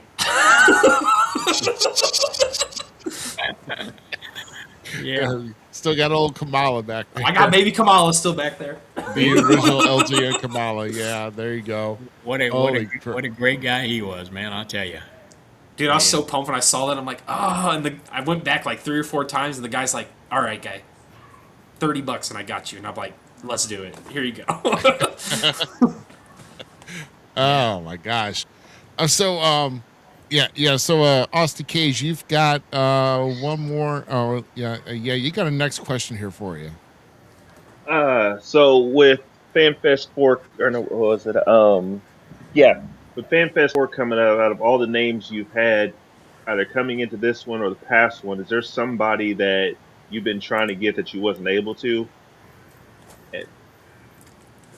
Well, yeah, I don't think Mick Foley would be that top one because, like I said, I've tried to get him, for last couple of ones for sure, and for that to happen, Al Snow was another one that I've been trying all 4 years to get, and I finally, and we'd been talking on the phone and trying to get dates and all that, and then there for a couple of weeks he was ghosting me, and I know he's busy with OVW and that, and so when I saw you up in Indianapolis, Al was there, and I went over and put him in a headlock and twisted his arm, and so him and Head will be joining us. Yes. That dude's huge for his age. Yeah, but he does that thing that Iron Sheik used That- to do too. Yeah. I can't remember. I don't know what the move's called, but there's no way I could do it. No, Oh no. no. But yeah, there's so many. Carlito was another one that we've been trying. I first That's met cool. him back down in Jacksonville, Tennessee, when I was down there at Jerry Lawler's 50th anniversary at the ballpark, and we had started talking about it then. And so one of the other promoters is bringing him in, which is kind of good for me. And but so yeah, there's so many of them, but.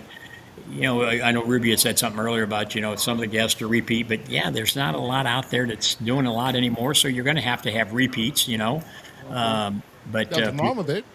people still want to see them. People, they come in and, Jimmy Hart's been here so many times. I told him I'm going to get him registered to vote. And, but he loves St. Louis and, Doink the Clown, the Brooklyn Brawler. Johnny Rods, I'm really looking forward to meeting Johnny in person, a guy that is still training every day in the gym, training the new generation of wrestlers. And if you don't know who he is, just Google him and you'll see why. Inducting him into that St. Louis Wrestling Hall of Fame. He's got a career that's lasted for a long time and highly respected in this business, Spike Huber, a guy that done a lot of work for us when he got blackballed by his ex-father-in-law, Dick the Bruiser. We were the only guys, Larry and I was the only one that would work him back then. And very well deserving to be in that Hall of Fame with us.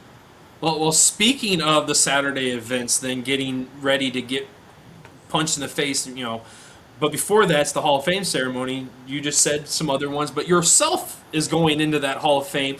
And I know from a phone conversation we just had this past week, you told me the story, but I think the viewers need to hear the story on how you heard about it and about how you're going into it. Because for me, I think it's 100% well deserved. You deserve it 10 times over. You've been an inspiration to me since I come into the business with RCW and Frank Reed. So give us that story on how you got the news broken to you, so everybody understands your position in this going into this Hall of Fame. Well, as I explained to him today at the radio station, the Hall of Fame, when Larry Matasek and I came up with the brainstorm of that, to honor the people who had built the foundation of wrestling at the Chase. Everybody from Sam Muchnick on down the list, and I think we're up to 60-some plus names in it now over the years that we've inducted in there. The first three inductions where we let the fans do it by a vote process, which turned out to be a living nightmare. I probably lost some friends over that. But so after that, I told Larry, no, we're not doing that. So then we went to the theory we would do the win-loss records, who put the most butts in the seats, and Larry did an excellent job at doing that. So that Hall of Fame was for those people that built that foundation. I have been fortunate enough just to continue to build on that foundation, to keep that legacy and those memories alive. It's something that I promised Larry and Brody and people like that we would do. A year ago, we were at a show in Collinsville, Illinois at the Fireman's Hall while we were on hiatus from the fairgrounds due to construction. And my son, of all people, who I still have not forgiven him, come outside where I was at, because I try to stay out of the locker room. I let my booker and my generals handle that, as Rick knows. You've been there long enough. Usually if I have to come in the locker room, it's because there's a decision that needs to be made. But my son comes and said, "Hey, Dad, they need to see you in the locker room." I said, "Is there a problem?" First thing I said, I'm thinking the bad thing. No, they just want to see you in there. So I go in there, and all the guys are standing up. Nick and everybody is standing there, and Nick starts off, and he says, "We've decided that you're going to go into the Hall of Fame next year." And we hadn't even talked about a fan fest for But Nick knew that I would do the Bruiser Brody Memorial. I always do every year. But, and I said, there's not going to be a fan fest. And they said, no, we're talking about the Hall of Fame. And I said, guys, we've had this discussion. Many of you have, I've had this.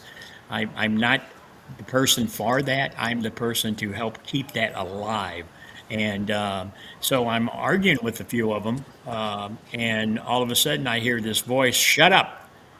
And it was my wife, who never, ever comes in the locker room. And she was sitting over behind the guys. And they kind of opened up, and there she is. And she stands up, and she said, look, I'm getting the last word on this. Shut up. They've decided, and it's going to happen.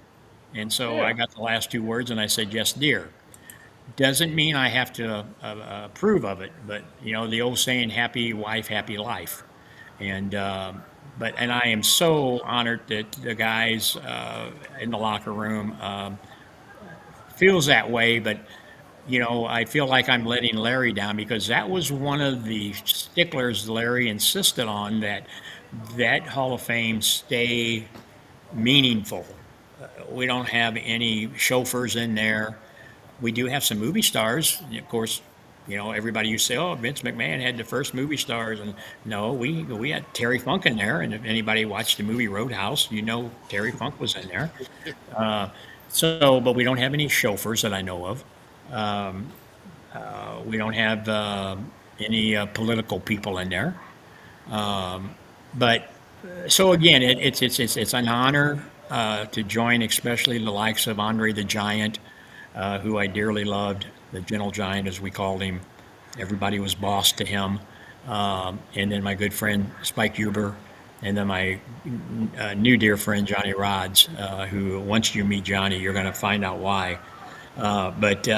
So yeah, I'm honored, but you don't hear me bragging about it, because that's just not me. When they awarded me the Promoter of the Year award last year in Vegas, I take it for the fans. I take it for the workers. They're the ones that's out there doing all the work, and the fans are the ones that spending all their hard-earned money to come and watch what we put together. For me to get to do this, what I'm doing here tonight, is my enjoyment. This is my reward, being able to talk about it. But I mean, all in all, Andre the Giant, Spike Huber, J Rods, Johnny Rods, all great foundations of the industry. But you are one of those guys too. You're one of those guys that kept the cracks from not breaking too far apart. Making sure the cement was still level for all of us guys coming up through and wanting to pursue this industry. So I 100%, once again, I think I can speak for Ruby. I think I can speak for GQ and them on this. 100% believe you deserve it tenfold, and I appreciate that you're going in, sir. Yeah, well, I appreciate that, and you guys are too kind for that. But and it's an honor that will mean more than anything. I suspect it will cause me a little grief with a couple of people, but because there are other people that didn't make the stage of wrestling at the Chase that deserve, in my opinion, to be in there. And I have told them no, because of the request that Larry had all those years. But I've came to the conclusion that when I get to see Larry again, that if I have to take a butt chewing from him, I will. But I don't think they allow butt chewings where Larry's at. And if I'm going there, I'm either going to be up there looking down or down there looking up. Yeah, I hope it's it's the first one. So you would probably be one of the first wrestling promoters that won't be downstairs. So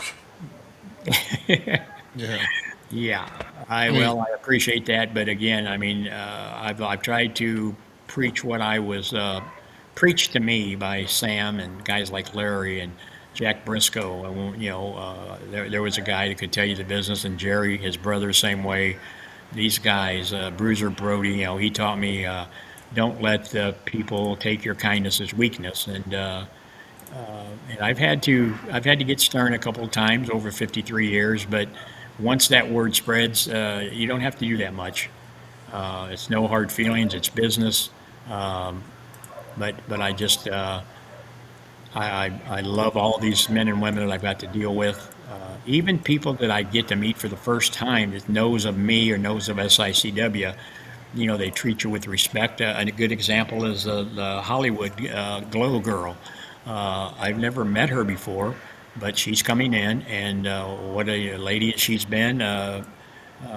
She was going to come in last year, and we couldn't get it arranged, but she's making it this year because Patricia Sutherland, who has been with us almost every year, I believe, had some health issues, and so she can't join us, but made it a point to tell me she'll see me in Iowa and in Vegas, so I'm excited about that. But yeah, Hollywood Glow girl is going to be here, and but she'd heard a lot about SICW, and I think that says a lot about what we're doing and building here, and hopefully it gets carried on in the future long after I'm gone. Yeah. I mean, if I think it's up to Jason, it will be, but he won't be as cool as you, probably. Well, he was at the Cauliflower Alley Club with me again last year, and in my induction speech that Brian Whitaker did, that I still, when you talk about friends in this business, you got guys like Brian Whitaker that you're joined at the hips with, and he did an awesome speech, just the same as Dr. Drew did a couple years before when I received the Red Bastine Award out in Vegas.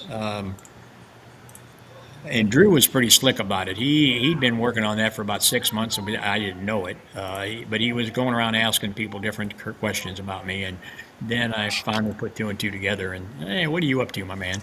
And he did an awesome job.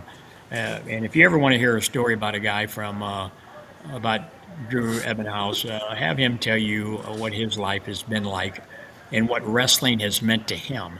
And I listened deeply to what he has told me a couple of different times now, and wrestling saved his life, and he's got a heart-touching story there that you ought to have him on one night and let him tell you all if he hasn't told you already in person. But that's what I mean. Wrestling has helped so many people and brought them together, and but I just think that guys like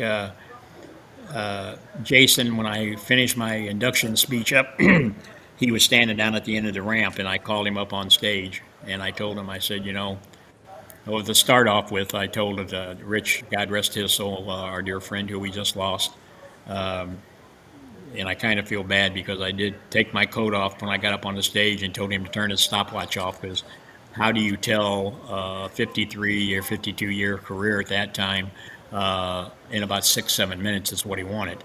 So Yeah. I took my coat off and said, turn your watch off, Rich, because we're going to be here for a while. And if nobody wants to listen, the games are hot downstairs.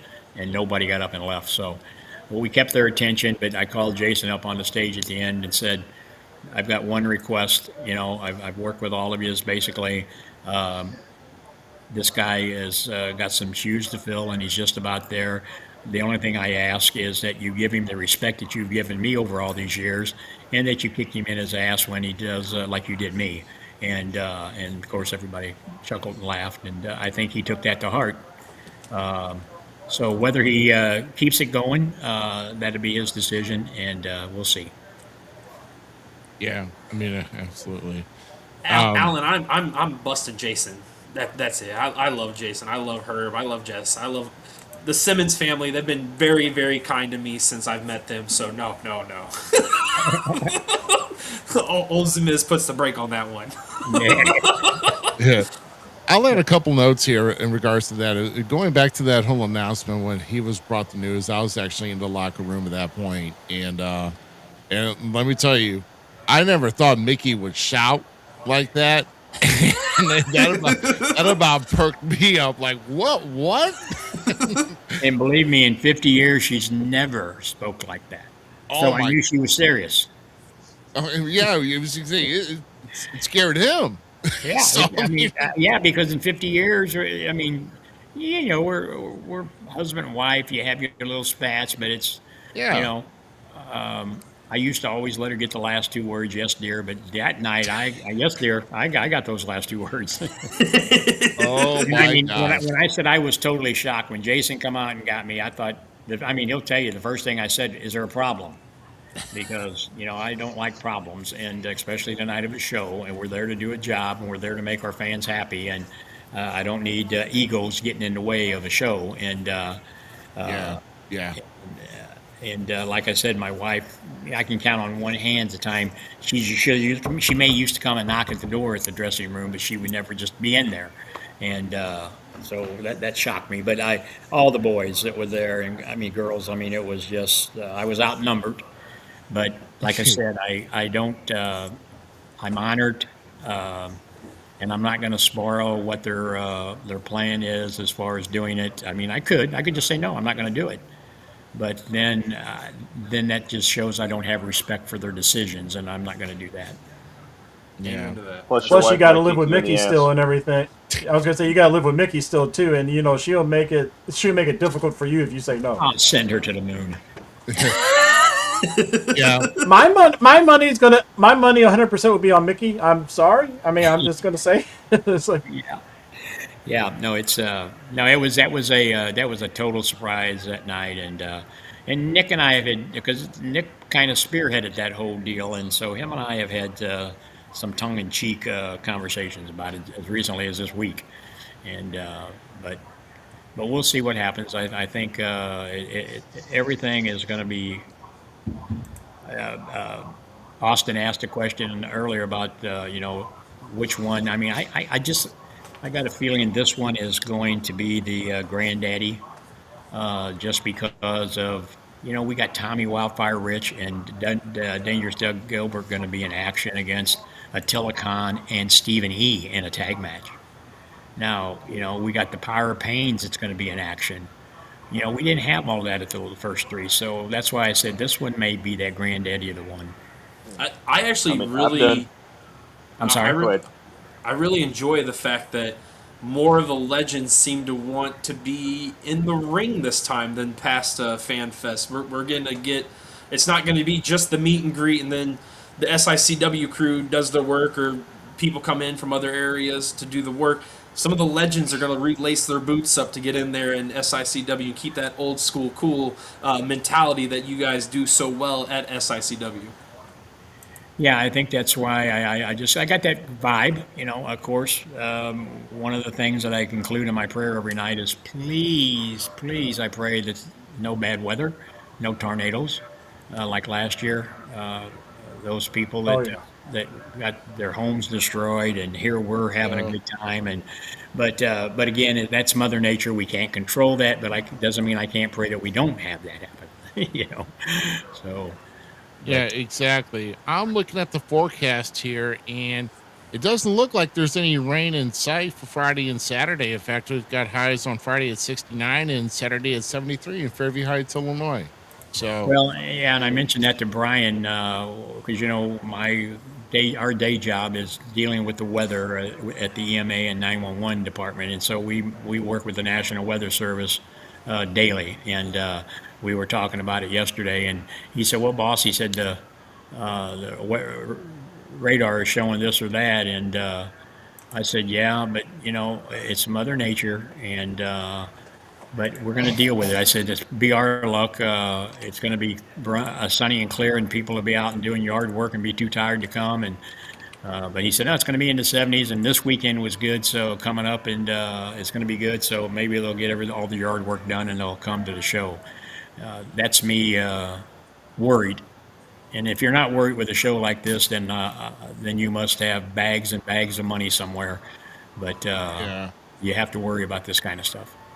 I can tell you Speaking that. of Doug Gilbert, I actually, I mean, it's probably been like 15 years since I actually seen him, but I actually used to do almost at least monthly shows with him at the Coliseum in Evansville because they do like 1 month legend show or whatever. So yeah, I ain't seen him in a while, so I was looking forward to seeing him. Well, when you see him, you won't recognize him. Yeah, he's down to about 220 pounds. Oh shit! Yeah, Nice. you won't recognize him.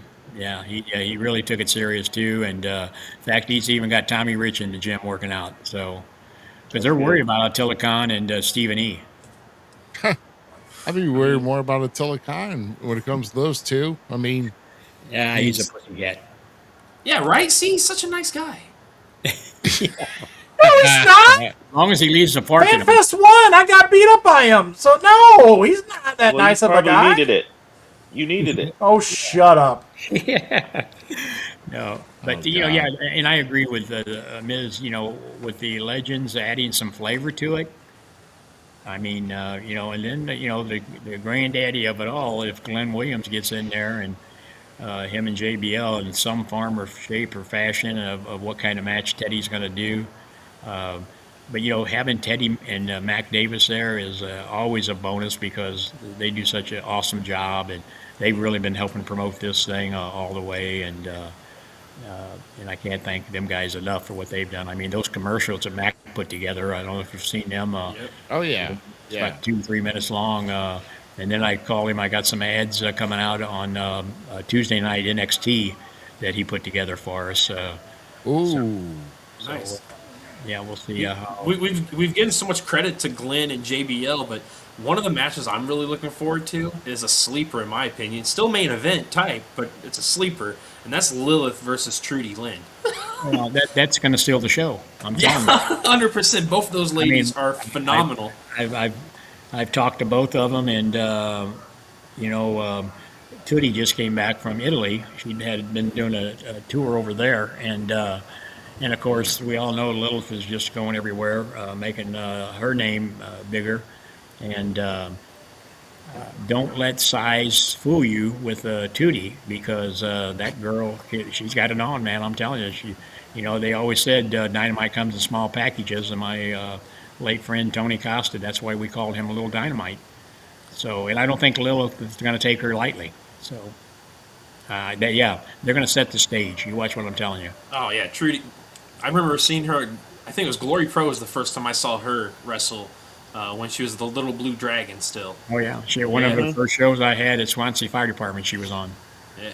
And then you got the classic that is Brandon Beretta versus Bobby D. I was just getting ready to say that's to me, out of all the matches, I think there's going to be, my booker told me 9 is the count, which I really don't like, but that's okay. This is our mini fest, I call it. So I don't mind having a few extra ones as long as the crowd likes it and enjoys it.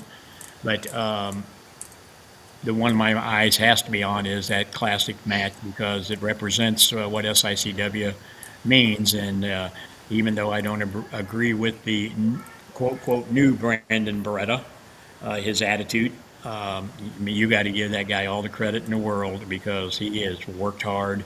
But then you got a guy like Bobby D that I'm telling you, he's on a mission. And that's to bring that title back to Millville, Illinois. Right. Yeah. Well, let's also kind of take a look at. Let's look at this once again. You're talking about another group coming from that's got a lot of work in IEW. It just invaded you guys, which is, of course, Dysfunction. And looks like the Gateway Saints and Joe Venetti's got them in a 6-man tag also. So this is going to be very interesting to see as well. Yeah, it's you can't take anything away from any of the Dysfunction members. Brandon Espinoza, we all know him. He did a lot of work for me back in years back now, and I don't want to say Tito because he's not that old, but he's done a lot of work. He's been everywhere down in OVW. He's traveled all over, and he's put this group of guys together.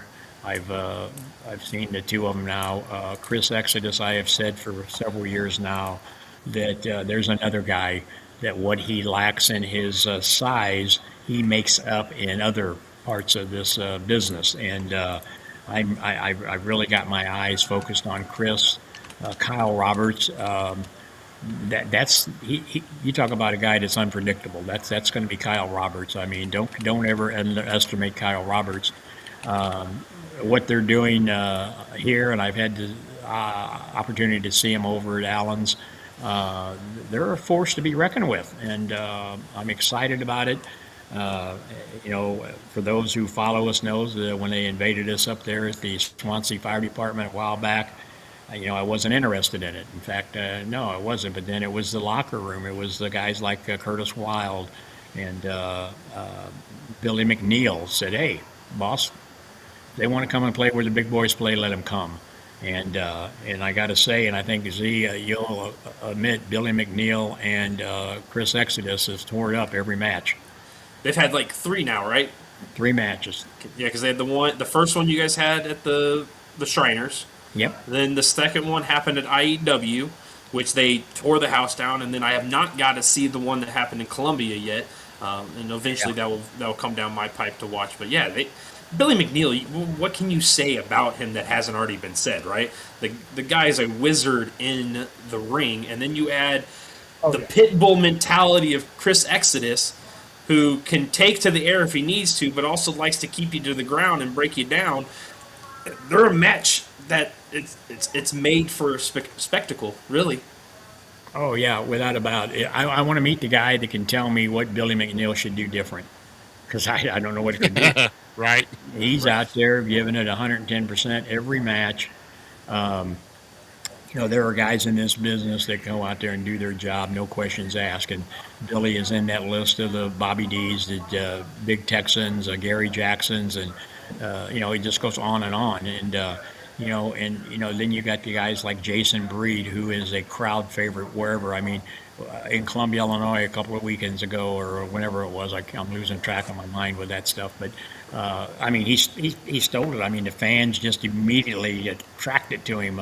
They had a baseball team there, the kids, and he was taking pictures with them. And Jason Breed is just an all-star wherever he goes. And of course, the Canadian hero Sean Vincent.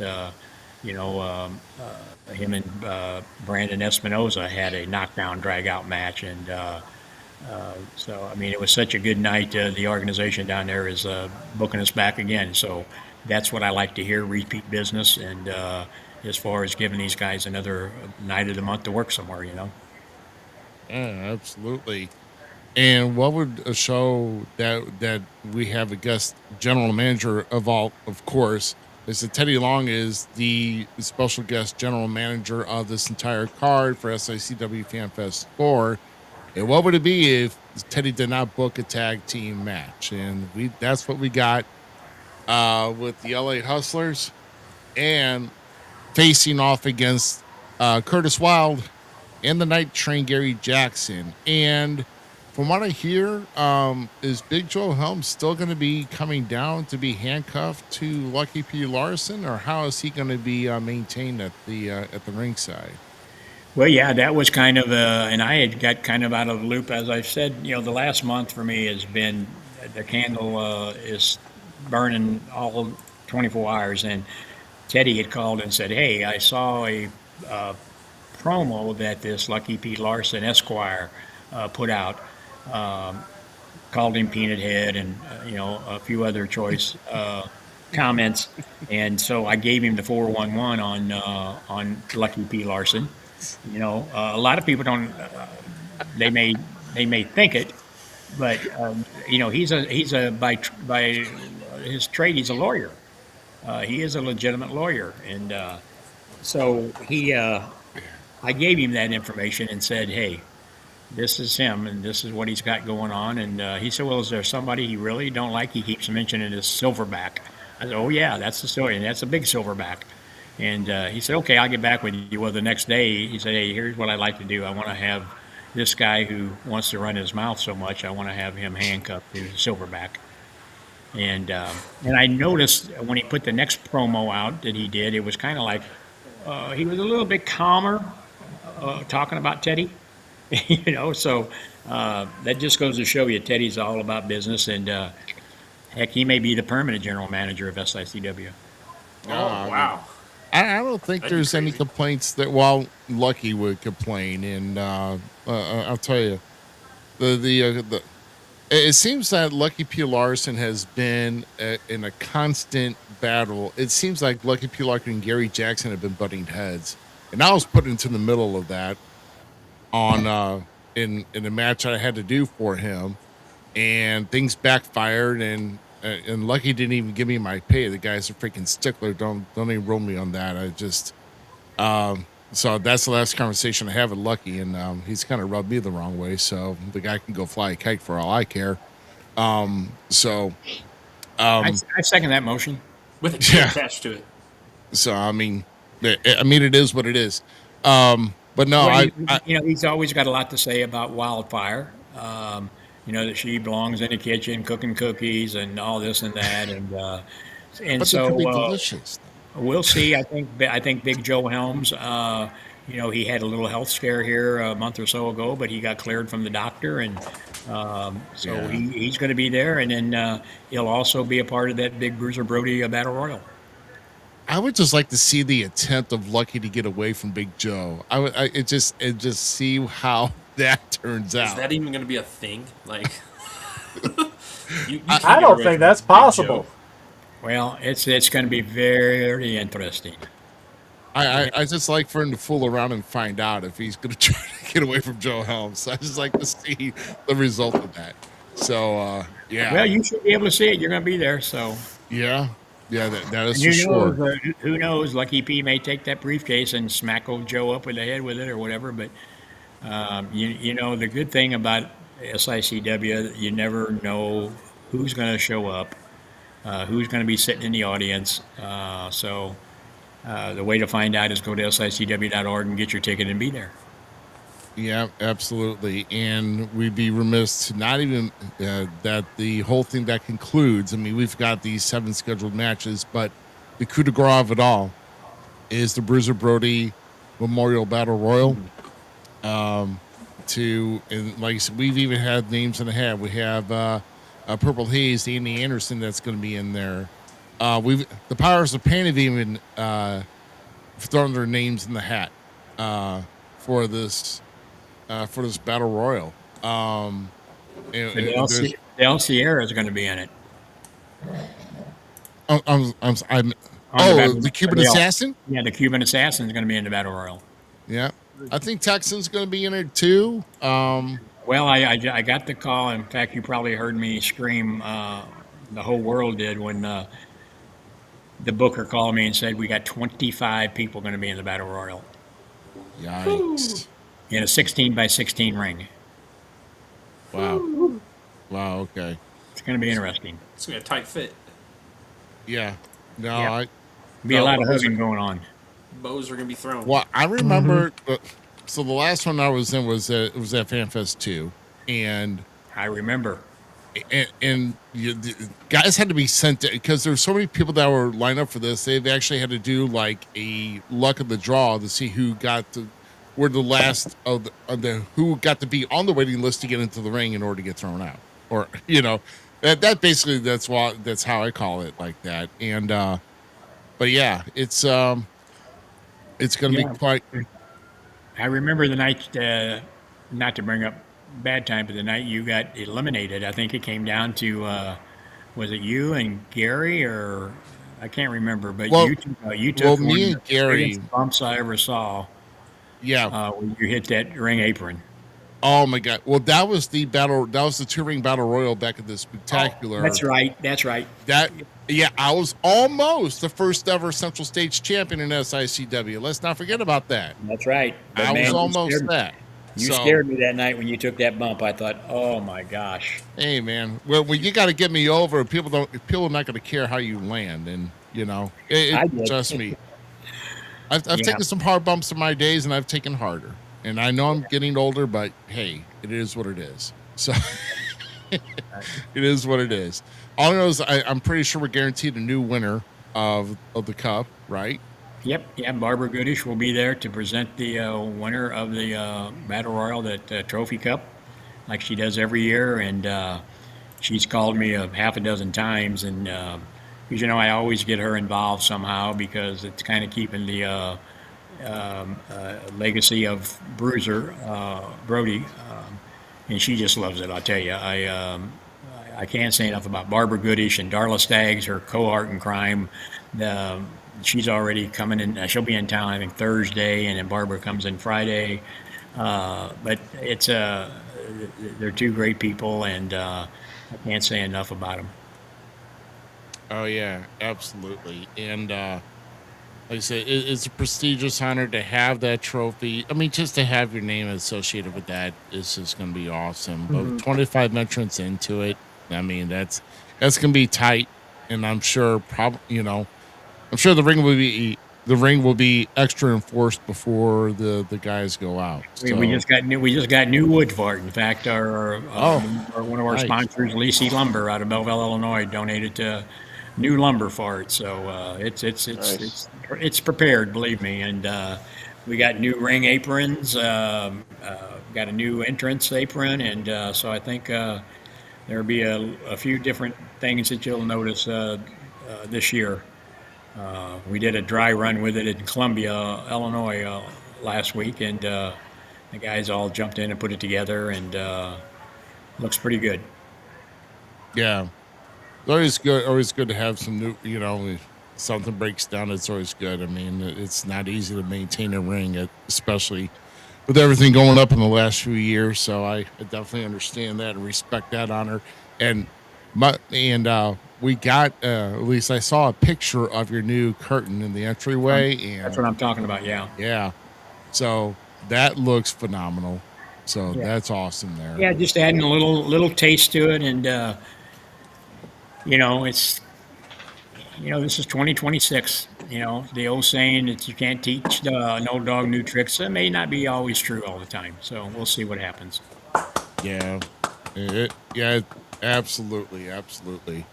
And so I mean, I don't know if there's anything on this because we want to make sure we're touching everything else here. Let's go back to the itinerary. We're doing the Sam Muchnick Award. Frank Cusimano, the sports director. Oh yes, of yes. Channel 5 has received that this year, and Frank has been a longtime friend, and he was the sports writer when Larry and I reproduced the wrestling at the Chase tapes 20 years ago. And he was the sports guy that did the first article on that and set that world on fire. On his 5 o'clock news sportscast that evening, he put the wrong phone number for people to call. He put Larry Matisek's house instead of my number. And within that first half hour, they had over 300 messages of people wanting those reproduced tapes of wrestling at the Chase. And I had to call him and say, hey, at 6 o'clock when you redo it, put my number, because Larry's wife was not a happy camper. She was trying to answer those calls as quick as they was coming in. But there's still people ask for those wrestling at the Chase tapes now. And but Franks did that, and then he was at our show up in Collinsville. I mean, in Alton at the Alton Bell when we did a show up there with Harley and Greg Valentine and Briscoe and Ken Patera and Baron von Roschke. So Frank has been a big promoter of sports in general. And then the tie-in is, Sam Muchnick was a sports writer. So him helping us the way he has, I just thought he was well-deserving of doing that. And then we're doing the Hulk Hogan tribute. So Yeah, that's that's something that's actually kind of like one of your newer announcements. And that's a special presentation with the National Impact recognition. Yeah. I'll tell you what, it's and I don't know if you get a chance to watch Netflix and all that. They put out that Real American Hulk Hogan documentary. And it wasn't too in depth. It's just more of kind of like a basic coverage on that, and it's like very little that it was like very little that you knew or that you didn't know before, or something of that nature. And that's just all within the personal lives between Linda and Terry. yeah, But and I may have told you before. It's like people ask me all the time, "Have you seen the Von Erich documentary?" No, I yeah, haven't. I've heard so much about it. I don't want to go see it because I be the guy sitting in the movie theater and I get up and say that is bullshit. When they were trying to say that Sam Muchnick and Fritz von Erich never got along, bullshit. They didn't talk to the right people. Or yeah, when they had Harley racing, they're throwing right hand punches. Harley never threw a right hand in his life. He was a lefty, and yes, again, it's the way it is. But no, I haven't had to go see it because I've had enough people tell me what their opinion was, and it's the same way with the Hulk. The guy that knows more about the Hulk than anybody is Jimmy Hart, and I've had absolutely. talks with Jimmy about the whole scenario.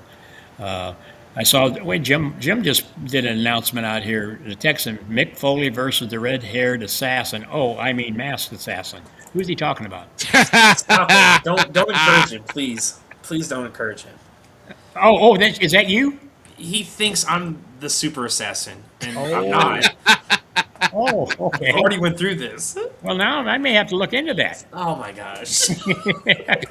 Yeah, you never know that he's probably got a wrestling resume, and he's I don't know. held the SICW Tag Team Championship in 2025. I've tried to tell Jim this, that Dr. Drew and I called a Super Assassin match on SICW All-Star as the Super Assassins in the ring. So I don't understand how he come to the conclusion that I am Super Assassin, but Trick photography. That's what it was. But I know you guys can remember back to the days of Bruiser Brody and Red River Jack. Yes, I remember that. Yes, I do. Sure. I saw that You world can class. Pick that up. Yeah, everybody thought that Bruiser Brody was Red River Jack, and then they put them against one another. Yeah, How did that happen? You can't be in two places like that. It can't be two. But yeah. So yeah, Mick Foley versus the Red Hair Assassin. That's got a good ring to it. the Red Hair Assassin does have a good ring to it. Yeah, Hey, kind of like that. Thanks, Jim. Jim's better at coming up with wrestling names than WWE's Performance Center. no kidding, right? No kidding. But, Hey, remember there were also two Undertakers back in '94 too. So There was. Yeah, but like I said, it's isn't it great? I kind of refer to the wrestling like Halloween. We used to do one of the largest Halloween haunted barns here in our little community for years, and you're only limited to what your imagination will allow you to do. And it's kind of like with wrestling, just like now. We may have came up with something here. So, you need to start getting some tights and everything, I'll get right on it, boss.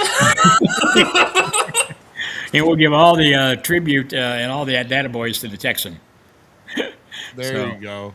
Holy But cow. stop and think, the guys, and I said that also, that if when Vince McMahon was in charge, which some say he still is to a degree, but with the library of tapes that he has, wouldn't it be nice if he'd go in there and do kind of like what we do with SICW on WWE Raw or NXT, whatever it is, filter in one of those old classic matches on a show? The demographic would spread. Once that word got out, you're going to see two local guys, or two of the guys these days, Seth Rollins and whoever it is. And then the next match, you see Ivan Putski against somebody, He's got the library. It doesn't cost him anything. I know that's one of my son's favorite things about SICW and watching All Stars, because he usually watches it on Mondays because they go to bed early and stuff. But he'll come up and be like, "Dad, come down and watch this match with me. Like, this is awesome. This is an old school one." Because him and I go back and watch old school wrestling within WWE. And then AWA, Ruby got me on them for a little bit, where I was digging through their archives and eating it up. So I love being able to show him old school matches. And that's one of my favorite things is I think you and I have the same similarity on that. Like, wrestling saved my life kind of like Drew did, Drew's story. But now getting to share my love of professional wrestling, from action figures to the stuff we see on TV to going to these shows, and now watching him work with Alan, it truly warms my heart to see that. Oh, yeah. And speaking of the AWA, we've got Ken Resnick joining us for the Fan Fest, who was a right-hand guy up there to Wally Carbo and to Vern Gagne, and he's got some great stories about the AWA, and I was really glad that Ken was able to arrange his schedule. He's had some health issues, and in fact, we were about a month waiting to see what he was going to get cleared enough to travel, and so he did, and he said, "Herb, I'm coming in," and so he'll be a guy you'll really want to talk, and maybe even get him on your show. Yeah. And I remember he did have a very short stint in WWF. In old WWF too. I do remember that too. Sure did. Yeah, sure did. Yeah. Great guy. Yeah. Yeah, like I said, him and Darla Staggs and Barbara Goodish are good friends. Oh, well, awesome. Awesome. That's good. Yeah. And Jim just said he's looking forward to meeting Carlito. Yeah, I'm pretty- I I'm second pretty that stoked. motion too. I'm pretty excited for that one too. Yeah. Yeah. Hopefully Yeah, he'll bring a bag of apples for us or something, you know. Oh, Carlito was yeah. one of my teenage Zmiz favorite wrestlers. Yeah. So, I mean, that's what I Oh, said earlier. I mean, there's something for everybody. You know, Dan to be Severin. I mean, come on now, you know. oh. Like Dan. Yeah. Last time my last interaction with Dan is having a training session with all the students of the ACW Skull King yeah. and Dojo, Yeah. and I was there. And So- another one that I've got a lot of feedback from, and that's D'Lo Brown. Oh It's my the real gosh, deal yes. Yes. You know, I got my thing upstairs ready to go. My Justin the Hawk Bradshaw and my D'Lo Brown. I'm bringing those boys with me to get Sonic. And that was the same way. I made the arrangements with this guy when I was up in Indianapolis. I'm sorry, in Chillicothe, Ohio, for Bobby Fulton show up there. They had me come up and do their TV farm, and Ernest the Cat Miller. Yes, that's right. That's Yeah. So I mean, there's gonna be flavor for everybody. I mean, it's a. I mean, you know, and then downtown Bruno. Yeah, Brooklyn Brawler, downtown Bruno, Harvey Whippleman. Who Buff else the I got? stuff, Bagwell. Yeah, Buff this stuff. You know, he's actually coming in early. I got him doing a speaking engagement at a rehabilitation for drug abuse. I had him do it last year, and I mean, you talk about hearing a mouse crawl across the floor when he's up there telling his life story is unbelievable. But you know, Robert Gibson, I got more hits on his promo that he sent out than on anybody. I don't Really? know why. I don't, it's just, I told him, I said, man, who'd you pay to get on there, you know? It was nothing fancy, you know. Herb Simmons, get him ready, Herb Simmons, you know. I have a soft spot for them, for Robert and God dang it, why can't I think of his partner now? yeah. So- Well, not as much of a Ricky soft Martin. spot. Ricky Morton. I was thinking Kerry Morton. Not as much of a soft spot as GQ does. Yeah. That's a different. I'm talking about. So we were standing in line waiting to meet Sergeant Slaughter because my wife wanted to meet Sergeant Slaughter at the Spooktacular, and they started talking to us, and then we're like, okay, we're gonna once this line gets done, we're gonna come visit you guys. So and we did. Like we paid our stuff and went and visited them more because they had a great conversation. They were engaging with the kids, all kinds of stuff, and it was so much fun. My kids love them now, and Chase has gone and dug through some of their stuff, but we have both also become fans of Kerry. And his work with what he does with his dad and stuff. So I'm pretty pumped to see him at SICW. Oh, yeah. Kerry well, Morton's going to be there. Well, another guy that he done a lot of work for me back in the day was Bobby Fulton. Him and Tommy Rogers. Brody brought them in for us years back, and he was on the only show that we produced at the Fox Theater with gentleman Chris Adams and Crusher Blackwell, Kamala, Bobby Fulton, the Fantastics. Great guys, and I'm glad Bobby's had health issues, and but I went up there to Chillicothe and helped him with that show, and you talk about a guy running around like that little ball inside of a pinball machine. He was here, there, everywhere, man, I'll tell you. So hopefully he'll get in here and he can relax a little bit, but he's another great guy. And then, you know, Demolition, just newly inducted into the WWE Hall of Fame, and this is one of their first stops off of that high for them, which they should have been in there a long time ago, in my opinion, you know. Absolutely. Yeah. And Absolutely. then who else did we got? We've got I don't even have them all down here, but Well, let's see. I don't know. Iceman King Parsons. Oh yes, yeah. We're talking about world class, man. How can you forget about Iceman King Parsons? Oh my God, I'm excited about that. A man who I was just excited. Like, man, we got somebody big from St. Louis in world class, man. That was me watching him in the day. So Yeah, the first time I had him in was I had Buddy Landell booked on a match at the Belclair Fairgrounds, and of course I had been warned about Buddy, and I'd never done business with him before, and he said, you're gonna be sorry. Well, sure enough, you know, about 2-3 days out, he tries to hold me up, and that's when the old saying from Brody was, "Don't let people take your kindness as weakness," set in, and I just basically told him, "No, thank you, see ya." But then I got in a panic mode. You know, here Buddy was hot on TV at that time, and I think, man, oh man, I might have just cut my nose off to spite my face here, you know. And So I called a guy named Bill Ash, who Yes. made almost every pair of wrestling boots out there to every wrestler. Very Yep. familiar. And I told Bill, I said, Bill, I'm in a pickle. And he said, Herb, you got a guy living right there in St. Louis. He said, I don't know if he's available, but here's his number. And he gave it to me. And I called him, and he was available. And so I had to send a limousine to pick him up. And the funny part of that story is they bring him over and does his show, gets in there. I had George Winecroft, I don't know if you've heard that name, Saul's son, who is legally blind but wrestles and communicates by just voice in the ring. And I had them against one another. And when Iceman got ready to leave, he was standing outside, people signing, he's signing autographs and all this and that. And and the guy's limousine I had was from a funeral home. And so I finally had to go up and tell Parsons. I said, "Hey, I hate to hurry, but my guy's got a trip they got to make tomorrow." And I said, "They got to get back to the funeral home." And he looked at me and he said, "What did you say?" I said, "They got to get back to the funeral home." He said, "Brother, what did you just say?" Again, he asked me that, and I told him, "I ain't getting in that car."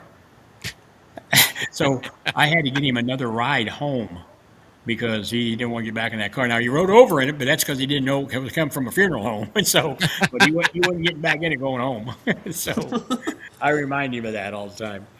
So, but yeah, I'm excited to have, because he doesn't do a lot of these appearances. You know, he's actually driving all the way in from Texas. Wow. Oh, wow. Yeah, he's one of the, or I'd have had 61 flights. Wow, driving from Texas. I know what it's like to drive from Texas. Driving from And let Texas. me tell you, That's a long drive. if it's Dallas Fort Worth, he's got a haul. Yeah. I mean, You know, and Another surprise person that I'm pretty wild that you have is Sydney Acom, or known as Reggie. Reggie's not coming. Oh, really? Yeah, I was wondering. Reggie's not coming. He wanted to, because him and Iceman was coming together. Right. And Reggie had some early appointments that he forgot about, and because a lot of people don't remember Reggie Fine. Yeah, dude, I was pretty pumped when Acom was coming. Yeah, he was. It's been a couple of months now since he had to call and tell me he could reschedule, and I said, well, we'll see what happens, But I was surprised that there was quite a few people that didn't remember him. And like I said, all you got to do is Google him. You'll see what he did. He was one of those great enhancement workers out there. can you believe This this? guy. Yeah, this guy. Oh, look Isn't at it this guy. Who? No. Lucky don't P. even- Larson decides to get on here. Bro, Late, let me, like usual. hey, Lucky, I'd like to see you take a shot at Big Joe Helms. It's not going to happen, bro. You're going to be handcuffed to him, and I would like to see you try to get out of those handcuffs. That's all I'm going to say. Good luck to you, bud. Oh yeah. I think the Silverback is really excited about the show, 8th and 9th, but he's really excited about that match of being handcuffed to Unlucky P. Larson, as I call him on this one.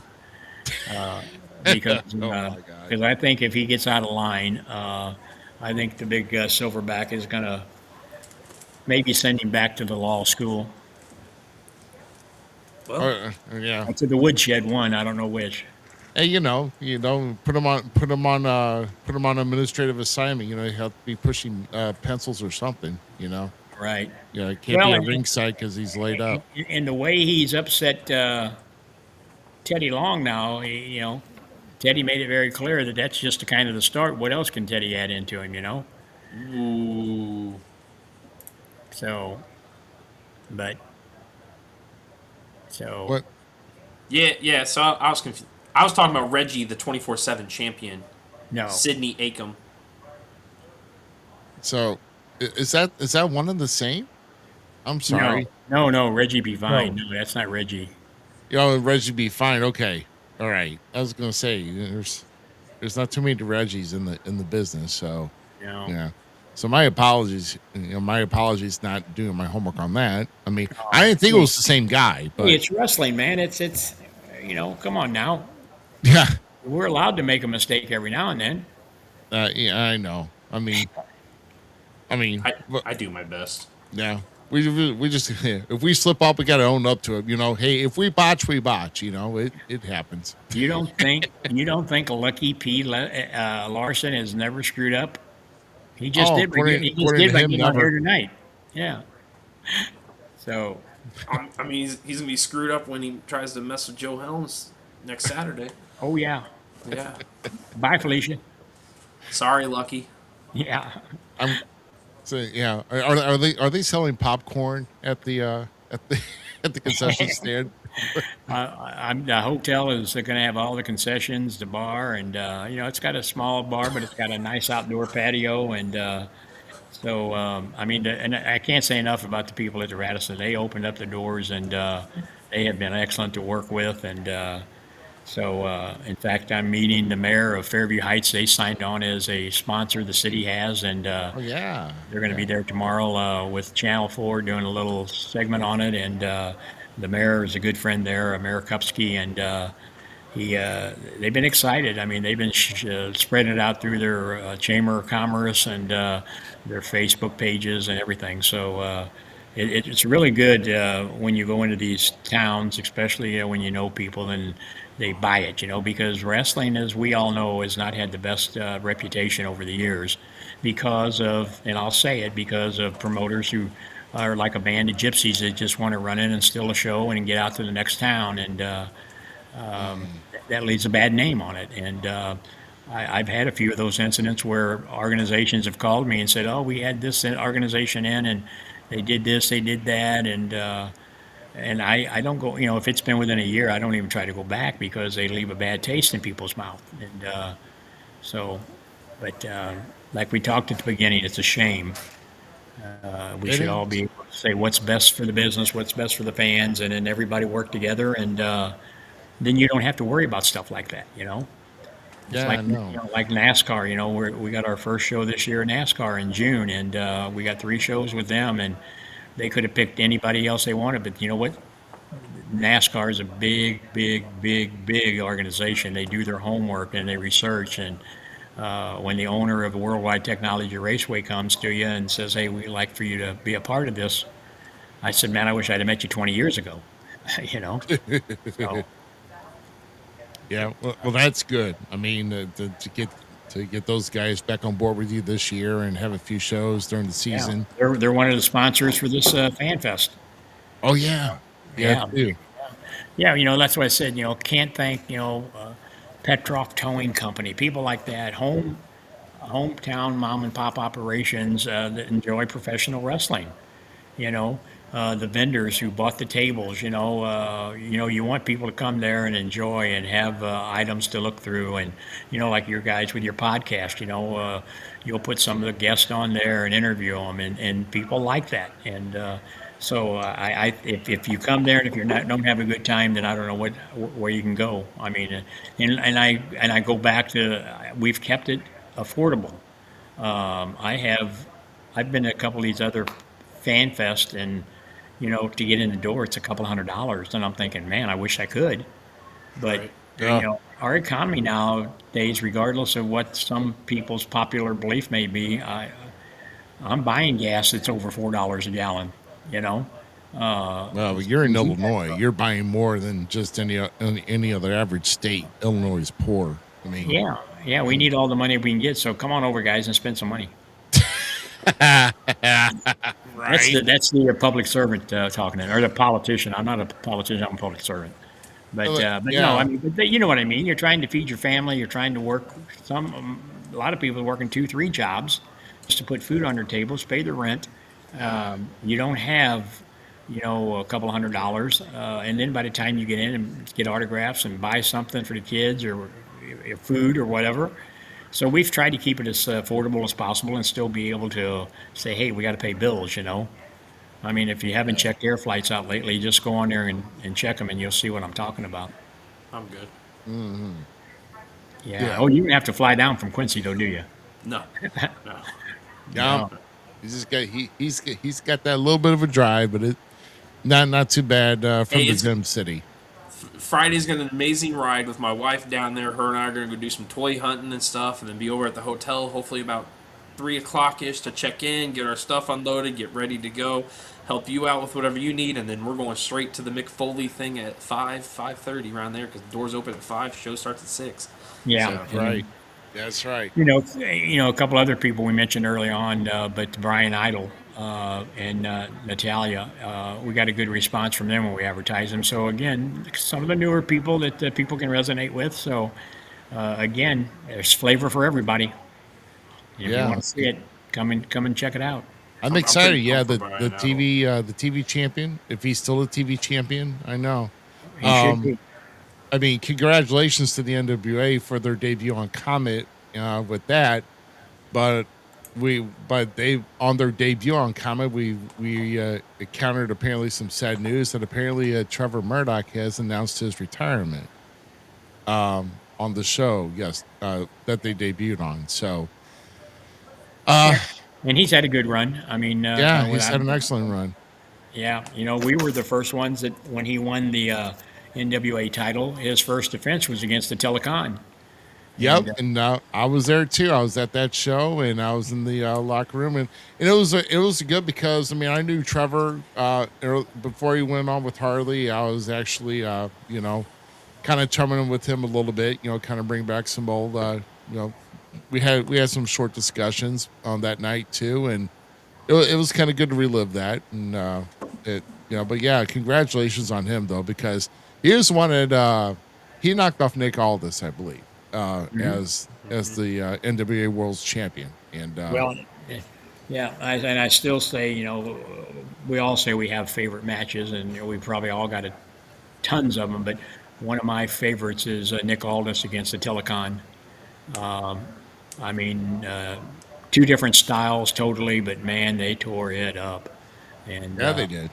I mean, it was awesome, and I tell all the time, about 5 more minutes of that match, it could have been a different outcome. Yeah, But Nick's a great guy, and so I mean, we've been fortunate to have. I mean, look at him now. I mean, he's in a key spot, and but oh my goodness, heck, we had him right there in East Crime Led, Yeah. I mean, you had him in East Crime Led probably about 4 months before he got the call. Come on up. So yeah. I just want to see him wrestle in WWE. Yeah, I know that. I remember that's when Brandon was just getting his feet wet, Brandon Beretta. Oh, yeah, I know, right? And the guys played a little rib on him and had Nick go over there and just start praising him. Man, I got to have a match with you. I just hear you're the shit, And Brandon is like, man, oh man, this is Nick Aldis telling me. Yeah. Wait till Nick Aldis sees Brandon now. I mean. Oh, yeah.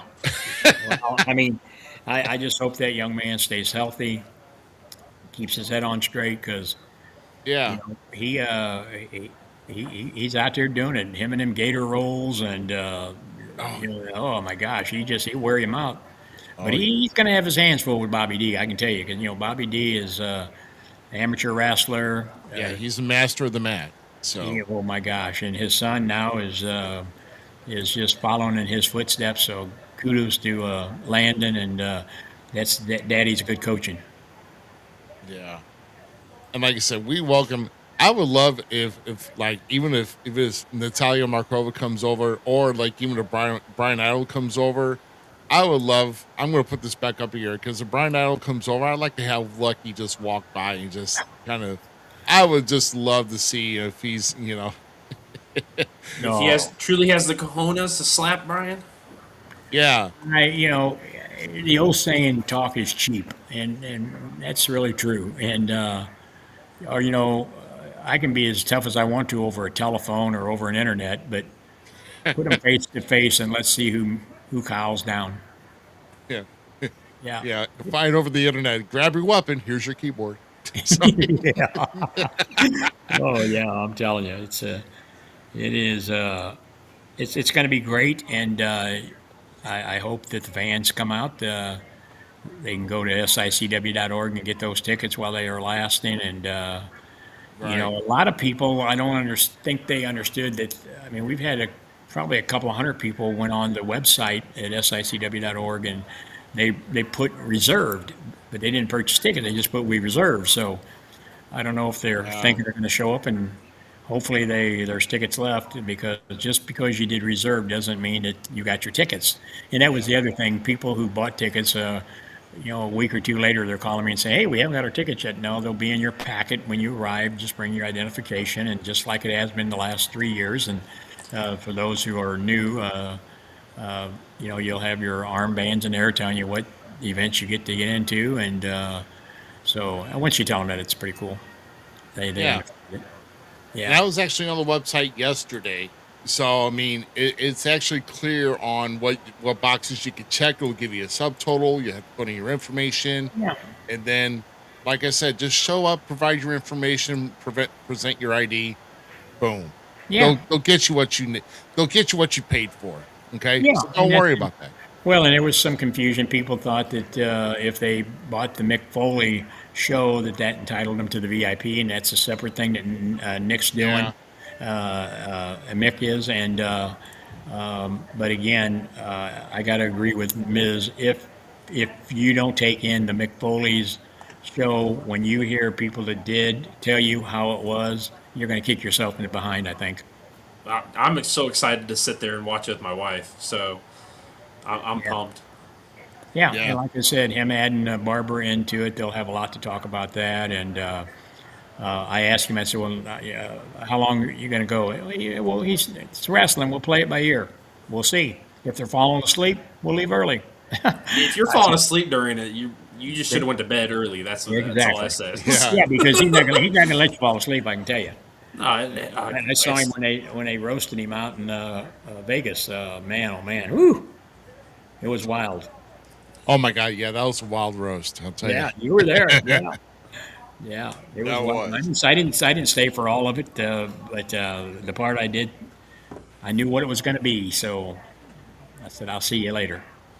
I went and found my little hiding spot there in that one corner of that little bar that you caught me at that one time, Rick, and we sat there, Oh, yeah. and Haku caught me there, and so, but Yeah. It's like, it's I don't always know fun this in place Vegas. was in here. Oh, there's Herb.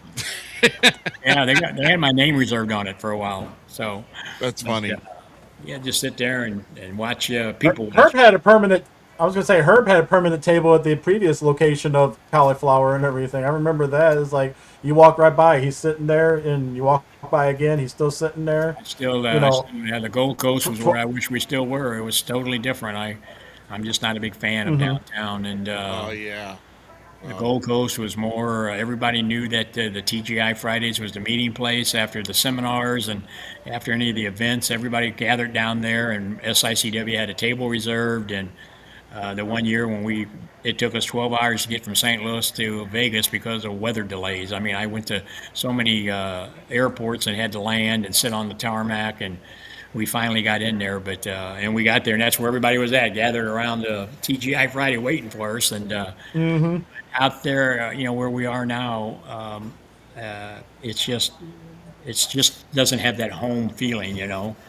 So, but it's what it is, and we'll make light of it. We took a RV trip out last year there, and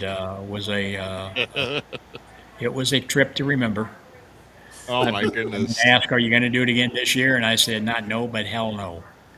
And it was good. My son and my lovely daughter-in-law, and Brian, they did all the driving, but I had to save our life one time. We had a blowout, and if it wasn't for me co-piloting from the back, we'd have probably been killed. And of course, that was my story, so I was doing live feeds from there, and everybody was being Oh, entertained my by goodness. me bragging about how I saved all of us. I did watch some of the live feeds as the travels happened. Yeah, and Yeah. my wife and I had a good time because that was the deal. My sister and my son and them said, "Dad, you won't have to drive," and because I'm usually a driver, I not that I don't trust anybody else. I used to drive all over tow trucks and stuff like that, so I was used to driving. But as I've got older, the eyes don't stay open as long, and they said, "You and Mom can sit in the back and relax," and we did, and but no, I don't think I want to do it again. It's a long trip. Yeah, I was gonna say. I mean, because I took a one way. I mean, I drove from here to Sedona, Arizona, about 4 years back, and I went straight with that, and I will never do it again. And that's what we did. We drove straight through. The only stopping we did was to get gas and get a little bite to eat, and got there and said, "Wow, why did I do this?" And in fact, they were all betting out there on the way out there how long I would be before I'd make my mind up that I was flying mom and me back. Yeah, I said, "No, I wouldn't do that to you." It was fun. We had a good time, family bonding and good friends, and doing that live feed on the way out there. People were watching us as we were getting closer. Darla and Barbara and Brian Blair and all of them, and Rich, and we're waiting for you. We're waiting for you. And then we pulled up, and we'd had a banner made that we'd stopped before we got in town and hung it up on the side of it that said the SICW Road Tour. And so when we pulled up, we had it on there. So oh my goodness, that yeah, was my son's idea. yeah. So My, yeah, yeah. Speaking of banners, we've actually got ours ready to go for this coming weekend, and so we'll have that on display. We're going to get everything all set up, and like I said, once again, it all starts on Friday, with doors opening at 5 to get ready for Mick Foley's one-man show that goes live at 6. And if you purchase the VIP meet and greet, that will be right after the show on that. I guess they projected at 8 p.m. for that. And then of course Saturday is the big one. Doors opened at 10. Which of course the fan fest and the meet and greets and all that are they go? So I guess right, they're going from 10 to 4.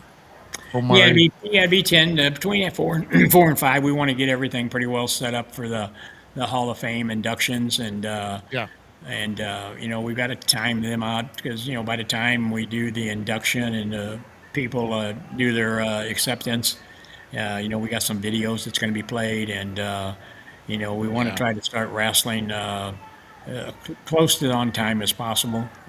Again, hmm it's wrestling. If we're a little late, people have got to understand that. And then I just got to be out of that hotel by midnight, or otherwise I get charged another day, and I don't want to do that. Oh no, yeah. Like I said, I mean, I think it's safe to say, well, you want to start at 7 p.m.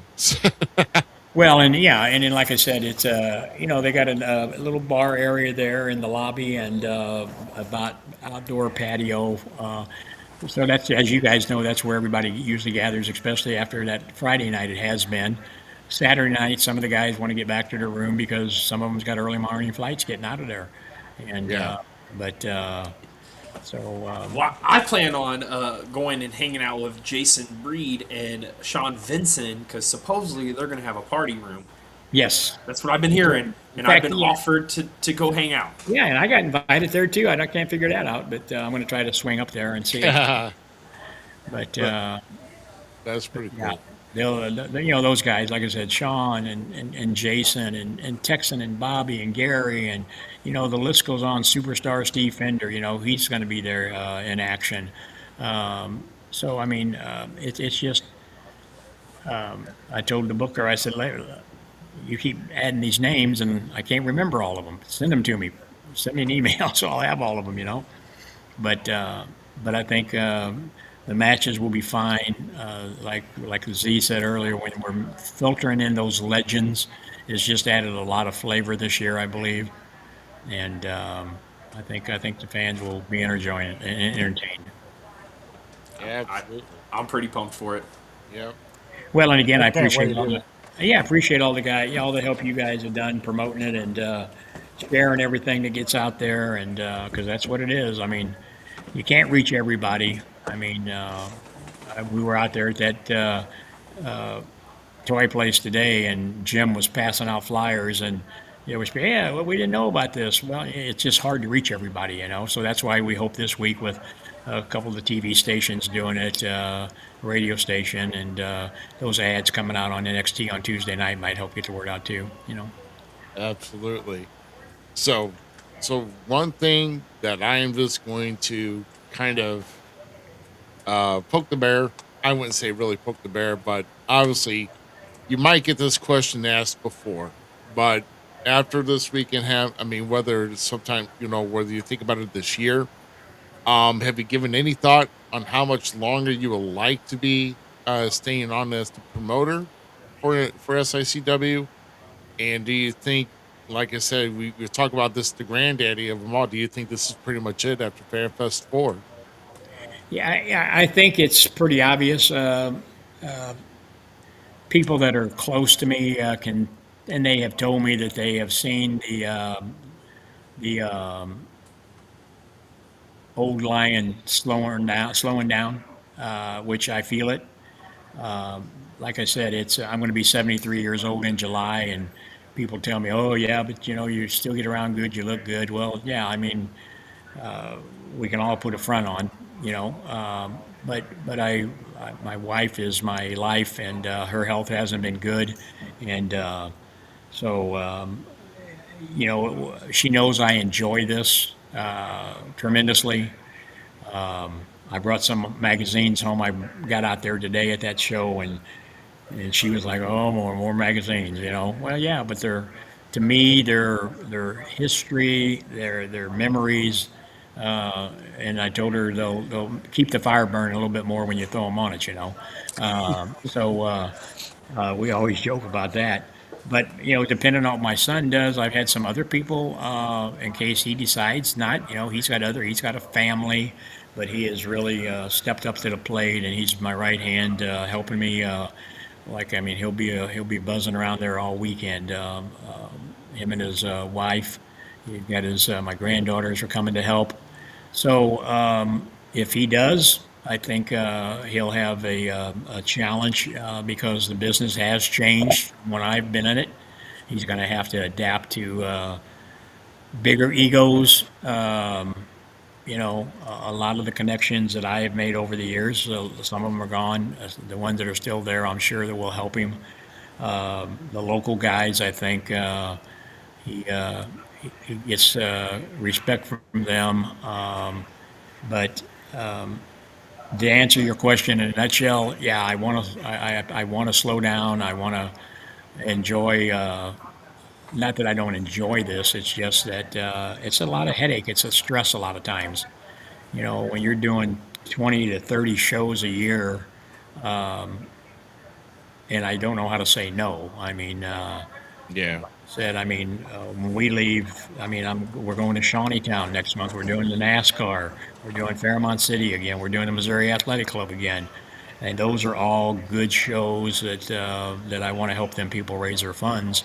And I want to make sure the guys have got extra room to work. I mean, I think Ron Powers said it best when we did the Larry Matisek tribute after he passed away.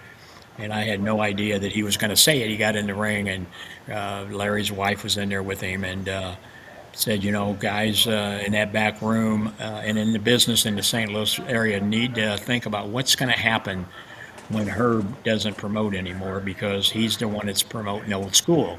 Nothing against the guys who are out there doing what they're doing nowadays, but if you want the old school, I think it's common knowledge that SICW is where you get the most of it from. And that's why I get excited when other promoters call me and say, "Hey, how about lending us your mouth and to our ears?" And I appreciate that when they listen to it. Some promoters will listen and do just totally the opposite, which that's their prerogative to do so. But at my age, my breath is priceless nowadays. So I'm not going to give it unless somebody really means that they want to listen, you know. And not that I know it all. It's just that there's a lot that I've experienced, and just like I mentioned to Alan earlier, being more attentive to those fans as they're leaving goes a long, long way. Yeah. Right. Yeah. Absolutely. And as far as FanFest 5, let's wait and see. I mean, I'm not going to say no because I've done that all 4 years now, and if I can get people to like Jerry Briscoe and him saying, "Hey, you got to do it, you got to do it," and Brian Blair and people like that, because I mean, there are people they'll be there from the Cauliflower Alley Club that's coming in. They're coming in from the Thez Stragus Hall of Fame, because last year, you know, we did the show up there for them, and because they like the way we put things together here, and they're modeling some of the stuff up there off of it. Yeah. Yeah, like I say, I mean, I guess in this business, I mean, I mean, the infamous words is never say never. Um, and I guess we just want. I mean, I know with your age, I'm sure you probably would like to enjoy your life a little bit more. I mean, I see you with your great granddaughter all the time, and Yeah, that's my uh, girl. Yeah, I got yeah, granddaughters and my great granddaughters. I mean, that she's my dinner date. It used to be just a Friday night, but now it's almost every night of the week. She's my dinner date. yeah, Yeah. which is not a bad thing, and No. that's good. Yeah, So and I mean they'll be there this weekend helping me. My grandson and his lady friend, and of course my sister. And it takes teamwork. yeah, Like I said, it takes what you guys do, and I just I can't thank you guys enough. And Sean Vincent and I talked today. I'd love to be able to have an event like this and not have to charge anybody anything. But well, these guys get paid, and I want to pay them because these guys back in the day didn't get flown around. They were in road trips and spending almost everything they were making to get from one town to another. And so, what little bit of money I can give them helps their supplement their income. So yeah, absolutely. I mean, like I said, these are legends. These guys are paid their dues, so that's the least that we could do in without them, return. without them, we wouldn't be sitting here tonight talking. Right? Exactly. Exactly.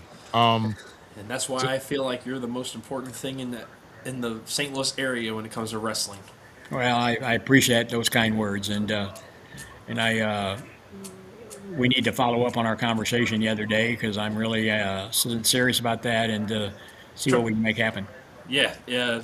It's gonna be a yes. I'm already starting to do some groundwork here.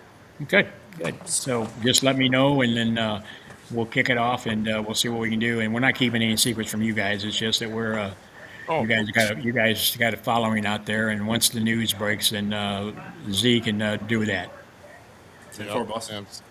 absolutely. Well, I mean, like I said, it's a big weekend for you on this. On many, just having this show all together, you getting inducted into the St. Louis Wrestling Hall of Fame, and, getting your flowers there, which, in my opinion, are very well deserved. Very well deserved.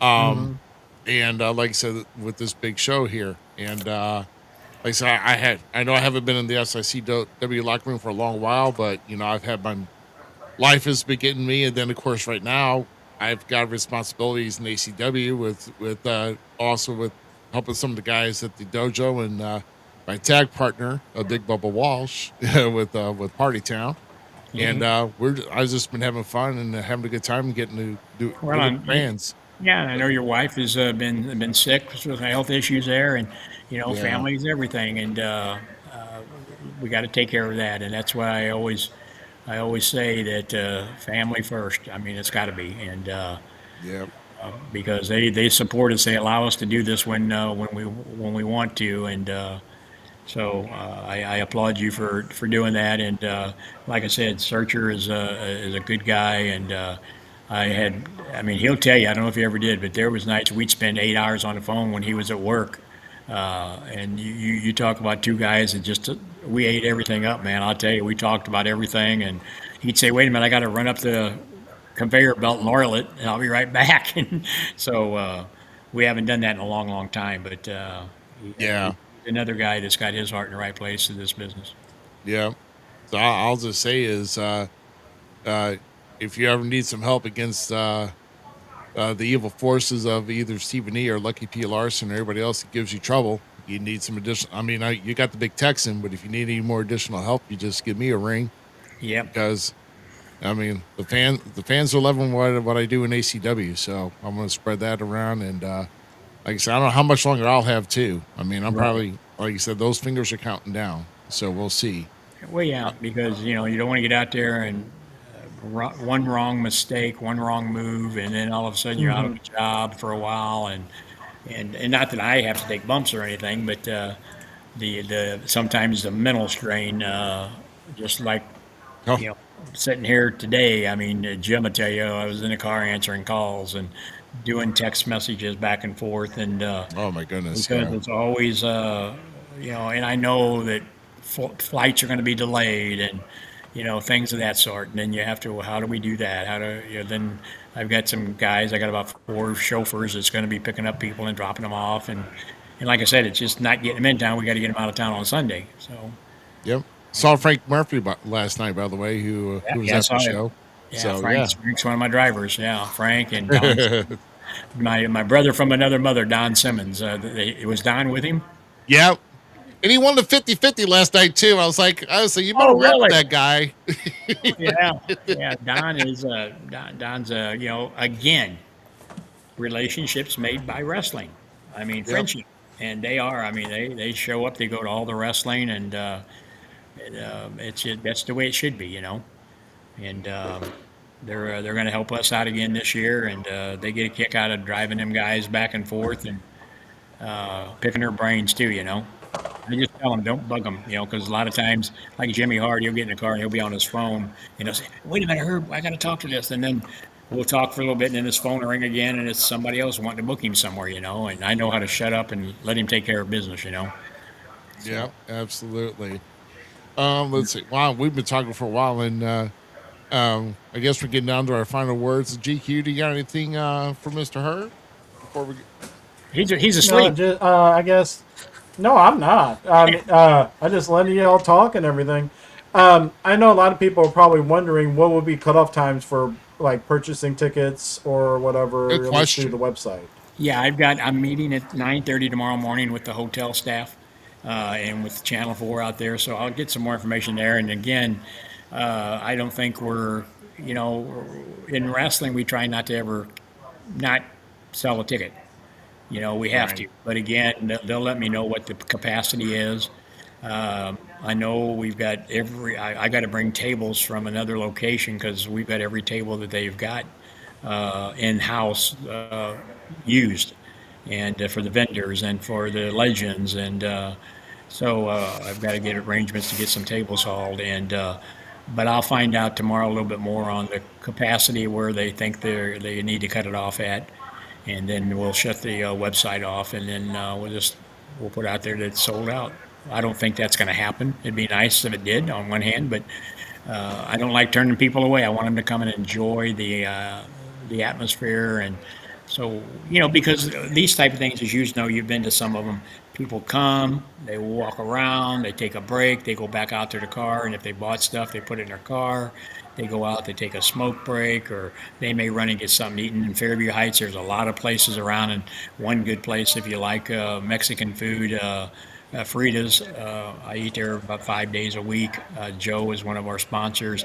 I hate to give him credit, but Big Nasty's got Joe's Pizza. That's a great place right there in Fairview Heights.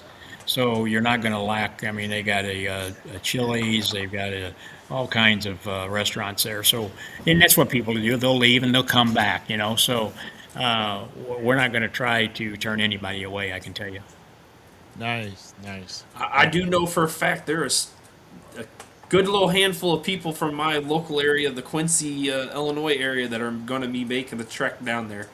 I've been getting messages of the last week about, are you going to be there? I'm like, dude, I've been there the last 3 years. What are you talking about? Yeah, well, and I appreciate that, and like I said, and I think once they show up, and then God, if I had one wish that I wish my son does keep it going in some form, shape, or fashion, whether it's as involved as I am, or just making sure that it gets going, and he reaches out to people like the Texan, people like that who's got the knowledge and who is at their career that they're thinking about. Hey, how much longer? Like you just said, Rick, how much longer do I have in this? I've got a great guy that's got a great mind for the business and the booking part of it. So whoever, hopefully it's my son Jason, but if not, I hope somebody would step up and say, hey, we're going to pick up where Herb left off, and we're going to keep this thing going, because I can't imagine the Midwest here being without anything to keep those memories of wrestling at the Chase alive. Those 4 words meant so much to so many people. I can't tell you how many times I get told that.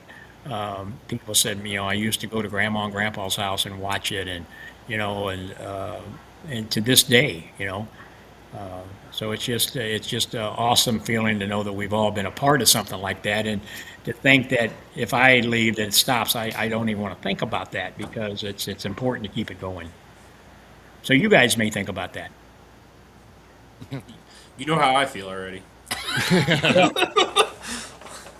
Yeah. know Dr. Drew is another one. Him and I have endless hours of talk about it, and there's a guy, like I said, he is a wealth of research knowledge. I can call him and say, hey, I need you to find out about this person or that person. And, I run a lot of stuff by him because he takes the time and he'll call me back. And him and I will bicker and back and forth sometimes over his opinion, but it's okay. It's okay to disagree. But the bottom line is you have to you surround yourself with people that you can trust, and you know that they've got the same interest that you do, and because that's what makes it all come together. I said it's like baking a cake. You got to have the right ingredients, or you're going to have a bad cake. Exactly. Well, I know that we've got a great recipe to have an awesome weekend this coming Friday and Saturday. SICW FanFest 4. Make sure you're visiting SICW.org to get your tickets. Don't delay any longer. If you thought about it, you just need to go do it. I mean, whether it be just getting in for the FanFest, the Mick Foley one-man show, don't think about it. If you've thought about it more than once, you want to do it, just go do it. So, yeah, so we'll see you all there. Like I said, doors open at 5 on Friday for the Mick Foley one-man show. That will start at 6, and then the VIP meet and greet at 8 o'clock if you've bought a ticket. And then, of course, opens at 10 o'clock on Saturday. We'll have all the FanFest, and we are projected to do our live broadcast at 11 a.m. So we just want to make sure we're getting people in the door. Everything's flowing good. We want to run some tests before we go live. And you never know what's going to happen during our live broadcast. Like last year, freaking Bill After popped Glenn Williams a good one. So, Oh yeah. Well, and you guys had people stopping by there, and you were snatching them in the hallway, and that's what you got to do, and for the most part of it, all of these guests are going to be professionals. The one guy we did mention tonight who sent in a great promo, Austin Idol, the Universal Heartthrob. Yeah, yes. Great guy. He's starting his podcast up. In fact, he's got it going now too, and he's really been helping us out to promote it. And he had a run there with the new NWA, and him and Tim Storm and those guys. And so Austin is another great guy. He's got a great career, had a great career in this business, and a lot of great stories. So if you can snatch him up, you need to have him say a few words on your show. Oh, we'd love to have him. Absolutely. Absolutely. Memphis wrestling legend in Austin Idol. So, Oh yeah, all yeah. right. You're gonna be working them guns out, he says. Yeah, absolutely. Yeah. Well, yeah. So I know we've been on here a good while. I mean, you've already had the record, Herb. So there's no need to try to top that again. No. We've done all we could here. You've got a lot going on. You've got you got a lot going on this week. And we're just going to leave you to say, thank you for joining us for tonight. And we will see you down there Friday for sure. I know I'll Very be good. down there in some capacity at some point, but You know what time you guys are gonna get down there on Friday? I would like to get down. I mean, we've talked about that. I'd like to get down there at that time to start setting up because I would like to see about at least getting something set up to where people know that we're going to be there. Sure, yeah, and that's what quite a few of the vendors have said, because I told them they can get in there anytime after noon on Friday, and start setting up the tables and their equipment and everything that they've got. So, because we've got the entire conference ballroom, the hallways, everything. So anytime after noon, if you guys, whatever time you want to get there. All right. Well, Herb, once again, man, I really appreciate you being here. Like I said, best of luck to you having a great week, and then we'll see you this weekend. And we're gonna have an awesome time. And once again, we thank you for all that you do, man. Hey, appreciate all of you guys, and looking forward to seeing you. And let's go out there and have an awesome time. See us. All Good night. right. Take care. And thank you, sir. Bye bye. For that, John, the show is in Fairview Heights, Illinois, right outside of St. Louis, Missouri. That's right. So Fairview Heights, Illinois, Radisson Hotel. Once again, it's SICW.org is where you want to go to get any type of tickets or anything else related. Okay. So with that being said, we'll recap of what we're going to do. So next time you'll see us on air, we'll be live at the FanFest 4. We project and we'll put an official announcement out a little bit throughout the week, probably around Thursday or something, maybe Wednesday. But that's going to be our main target, is that we will be live at FanFest 4. Our projected broadcast time is at 11 a.m. And hopefully we'll get the stars and other guests that are coming in. We'd like to do some spot interview for anybody that's coming in for this show. I mean, we welcome any star that's coming in. And there's been some major talk of us major talk of other people just coming in. I think 31 or 32 states, we got some people from Canada that are coming down for this Fan Fest. So it's not just like a local thing, guys. It's been spread nationwide, and there's people from 32 states that are going to be there, and Canada. So it's no fly by night, guys. It's a big thing. So yeah, blame Canada for only giving us some people. But What? no, we look. It's a North American extravaganza. No. Oh my God! But we thank you guys for being on, and then also do keep in mind it's a full weekend with us. We will do a live show from the Fan Fest on Saturday, May 9th, 11 a.m. projected broadcast time, and then we will come back in the evenings. Don't forget, Mother's Day is Sunday, so make sure you recognize your mothers with love and flowers if possible, or anything else that just make sure to show your appreciation, and then we will come back Sunday night. We'll be back with episode number 231 to recap everything SICW Fan Fest 4.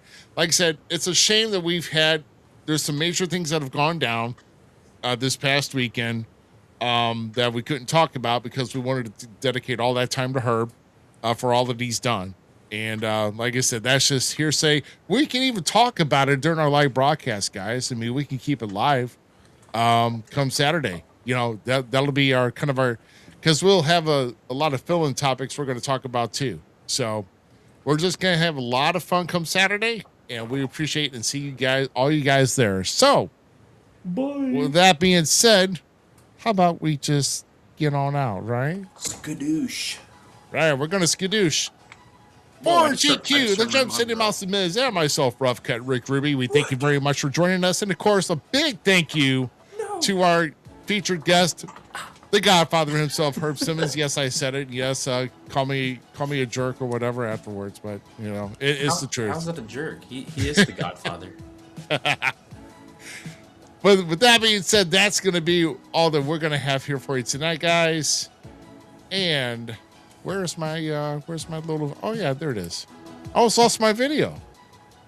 Yeah. There you go. So catch us once again. The broadcast once again is on Saturday, May 9th, 11 a.m. live from SICW FanFest 4, and we'll be back here Sunday night at 9 p.m. Central for episode number 231 to recap anything that you possibly could have missed at FanFest 4. We're going to recap it all for you, and just have a good time. So have a great week, guys, and we will see you at SICW Fan Fest 4. Have a good night. I can't wait. It's going to be so much fun. That was a long time. I shouldn't have drank a lot. You guys are goofy if you don't want to go. Just saying. Don't be goofy. Big Foley one-man show Friday night, guys. Don't forget that. SICW.org. SICW.org. SICW.org. Don't be a prude like wrestling.